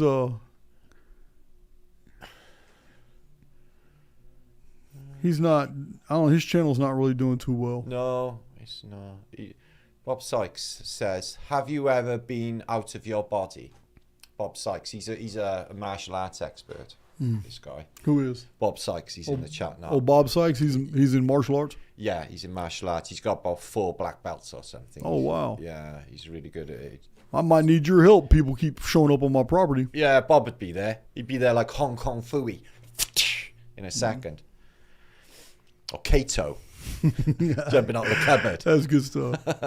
Right? Yeah, man. Yeah. Let's see. Oh, this is a good one. Aragon Ray. Yeah. Are we here to help each other out, or are we in competition? No, we're here to help one another out. 100%, man. Yeah, man. There's no competition. There's no human race. Where are we racing to, guys? Yeah. This is obviously part of the psyop. Yeah, no. Well, this is the whole part of what we're doing here. It's not for selfishness. This is a shared reality for a reason. Okay. 100%. Is for helping one another and supporting one another. This is what we're doing here. Okay. Yeah, this is a good one too. Captain Flatastic. I've never seen I that. love that name. I've never seen that name. Yeah, I have. Yeah, he's Captain Flatastic. Listen, I found a book of pictures from 1895 to the 1930s, Holland. Grand buildings, very few people. Clocks show the time. Ladders in some of the images. Mm-hmm. Wow, Yeah, man. I wonder what the and also a weird thing is these clocks you get in antiquity, weirdly and spookily, okay, overwhelmingly show 10 to 4 on the clocks. You know, there's an international setting time for jewelers when they get all of the watches set at 10 past 2. Have you ever seen that? No, I haven't. All jewelers' shops got to have the watches set worldwide. 10 to 2. Yeah, 10 past 2. 10 past 2. And it's the same with the some of the clocks. I've seen maybe 20 examples where they're just stuck on 10 to 4. And I'm like, what? So, like, that's the time antiquities photographers come out. So that's when I started to having, you know, suspicions that, you know, antiquity had been fabricated. Wow. Yeah. Wow. Because So, it's seen too much. Coriander. Oh, okay. I think that might be a play on words. Coriander. Or might be your name. I don't know. Are you familiar with Goglavansky's? I never can pronounce that, man. I don't know why he didn't go with an easier. That turned off a lot of people, that name.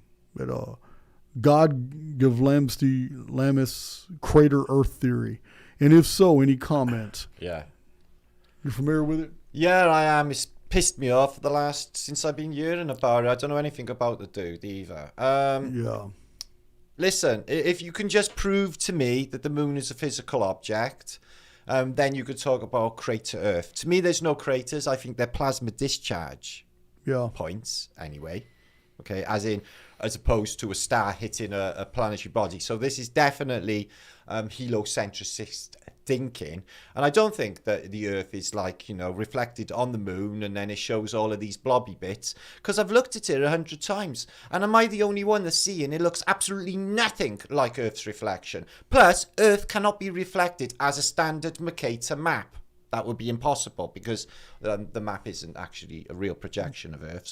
So that's not happening. But lots of people have gone with it as a reality, weirdly. Well, all the other splotches on the moon are supposed to be other land masses we have no evidence for. Yeah. We have to take that on creative license. Yeah. So And that's all outside of the ice wall. Right. And my problem with the continents outside of the ice wall theory, my problem with that is in the flat Earth model, the sun is highly localized, meaning it illuminates just this part of this flat Earth map. However, if there's an ice wall, how will a localized sun get light way over there? Right. Well, I'll answer that. So I'm interested in that. yeah. Okay. So say there's different ponds, okay? We're just in one, and there's what people will call craters. Okay. So you imagine there's an elliptical path of a sun and a moon on a neighbouring pond right next to us, over by here. Okay. And when it does its full ellipsis, the same as our sun does, and when it can I draw on this? Sure. So there's our pond, here's another pond. Then there's an ellipsis happening here, and there's an ellipsis happening here. When the sun of a neighbouring pond comes close to the outside of its ellipsis, it becomes visible in this realm, which is why we're getting numerous, even only a week ago, my friend India, she's in the chat now, posted captured film of 2 suns. Wow, okay. Which are being spotted all over the realm. Are they different sizes? They are in some respects, but it's not lens flare, you know. Some are the same size, some seem, one further back perspectively than the other. Okay. So this is like a mini worlds theory, but it's still on flat plane. It's a mini worlds theory. It's still on flat plane. But it's still on a flat plane. Either or, whether it's mini worlds or not, just this model promotes simulation theory. Because this would be a simulated world next to another simulated world. Yeah. And there would be an exchange of information between the two. And that's what I've been proposing. And they are aware of us, but we're not aware of them. And, even if this ellipsis come to near the ice wall, would it cause heat and a breach in the ice wall? And would it cause water to come through? And because the ice wall's all above us. So we're in sort of, if you like, a lowered lake. With the ice walls all above us, okay? So, if there was a breach in the ice wall and the water was melted in some way, then all of that would just come rushing in and cause an apocalypse. So essentially, in the ice wall, to a degree, not to the degree he's promoting, but to a degree, I guess it would be kind of like a crater. Our world is almost like a crater. Well, I get that. Yeah, I get that. Just a little bit. I mean, if the ice wall is going to be on the exterior and be high, but the truth is, when you're talking about something that's 24,000 miles across, that's real super flat. No. That's super flat. I'm not buying the crater thing. I've given it quite a bit of thought, and it doesn't resonate. And plus, can't prove the moon's a physical object. Yeah, the moon being a physical object is what I can't get past. In the beginning, doesn't it? It's what I can't get past. I mean, you can't. The moon doesn't even act. The moon doesn't. The Russians published a lot of scientific data in the 1960s and 50s about there's no way the moon could even be there. Yeah. So then they had to come up with a new model, and the Russians then published a series of papers and introduced to the scientific community saying, look, the moon must be hollow. And we fired a missile at it, and it rung like a bell. Yeah. Yeah. So it was said it must be super hollow, and most of the mass must have been gone from the interior of the moon. It must have been ejected or mined. I'm not saying that's not the case. But, I'm just this is their theory to explain how such a large object could not crash into the earth and just stay there. Well, yeah. Well, what about its gravitational pull? They're still thinking heliocentric. Apparently. Yeah, they're still thinking heliocentric. I'm sure that the supposed gravitational pull of Earth is a lot more powerful than the supposed gravitation pull of the moon. Yet, it just hangs there, okay, and it never finds an event horizon and comes smashing into our Earth ever. But it's selective, isn't it? So what's your thoughts? Gravity. I don't know anything about them. I've never researched them. I've never watched a video. What are your thoughts on AWAR? AEWAR. What? I don't know anything about them. I ain't got no thoughts. I haven't got no thoughts. You haven't got no thoughts on them? Well, outside of like... Have they attacked you or... Yeah. Have they? Yeah, they make long, like 6-hour government fantastic fucking videos where they're just like this trying to validate official history. So I that's what they do? Well, okay. In a roundabout way, but it's against the movement, if you ask me. All so, knock it out. Do what they want, but I don't trust it as far as I can throw it. But that's just me again. Yeah, I don't know anything about it. I'm still very I don't know much about people who have been on YouTube before me. Yeah, really don't. No. And when I find things out, I'm always like all the stuff you've been telling me in the past 2 days. I've been like, wow, I didn't know any of that. Yeah, Ewar is dated. I moved on. Yeah, Ewar just come out of nowhere, and then he was like, it's just like everyone's talking about it out of nowhere, and it's just all too bit suspicious anyway. Been here too long. Don't trust any of that. Yeah. Yeah, I had a lot of suspicion toward me when I first started getting popular because people were just hearing about me, and within a year I got like 97,000 subs added to the 5,000 I already had. And the reason is, I mean, that suspicion is mostly over now when people realize that actually I came out in 2006. My books have been getting published since 2006, and I've got multiple books. I'm only new to YouTube. You know what I mean? I never was new to the scene. Well, it's good. I know they're well produced, Teresa, but you know, I had a convention once and somebody did a presentation and they cited and showed a bit of this video, but what they showed was something that come off of my channel and showed on his video, and I was completely ignored. I was thought, oh, that was a bit of a weird thing. It's like, you know what I mean? Yep. It's just jump one. He doesn't even recognize, even though he's presenting it, that come from me, and he's coming from another guy who's one of them, and he's talking about it in front. Oh, never mind. It happens. Wow. Yeah, I know. What are your thoughts on electroculture? What is that? Electroculture, yeah, I've covered this many times. Basically getting plant growth from a subtle electrical charge into the earth. You can put copper wires in each end of the garden. It will cause like an orgonite effect where it will grab just subtle energies. It won't need to be much of a charge. And electroculture causes plants to come on tenfold. You know, much, much better growth patterns. They can use this electroculture growing food stuffs, which they should have done. Okay. They should have been using, you know, this electric culture for making corn, you know, much bigger. They could have fed much more people, and they still could. So electroculture is where they should be going. I think Campbell's in chat now.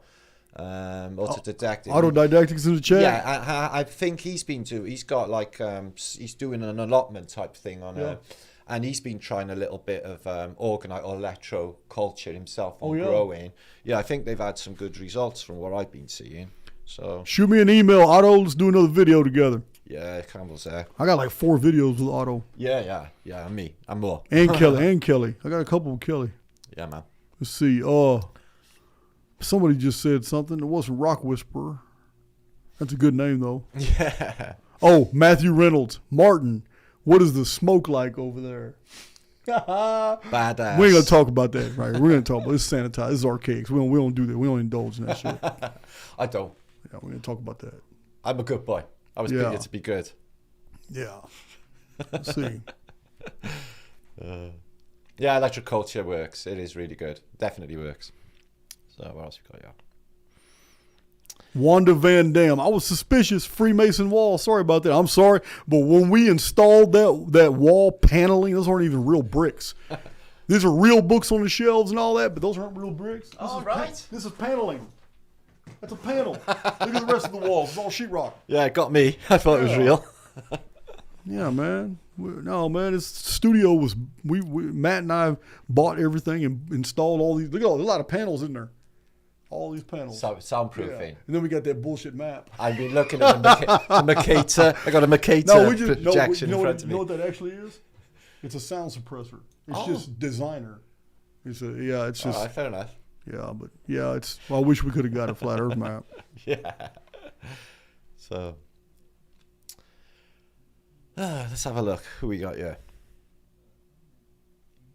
Gregory Francis, I agree with you. I'm not going to read your comment, but I agree with you, man. Some people get what they need and they go, and I'm cool. I'm cool with that. Yeah.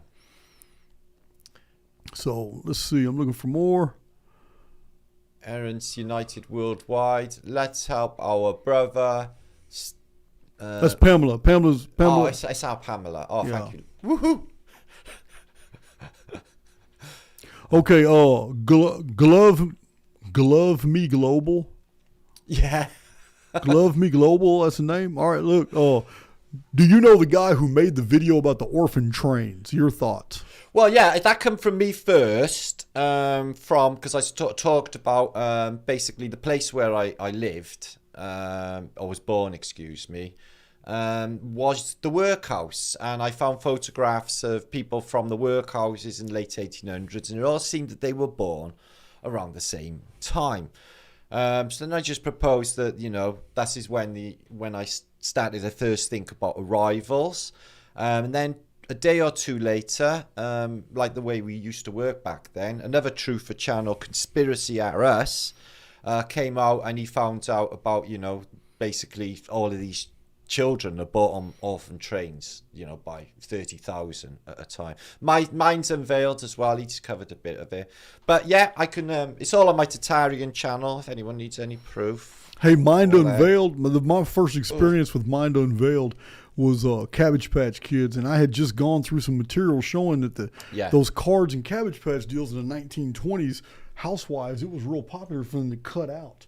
Because anything about birth was, you couldn't show that in American magazines and all that. You couldn't talk about sex. Oh, I got you. You couldn't talk about sex. You couldn't talk about, but it was real popular for young women to cut out pretty babies, and the birth symbol was cabbages, unfolding the cabbages. I get it. They put these scrapbooks together. Well, Mind Unveiled did this whole video, and I was kind of critical of it because I had just seen that material.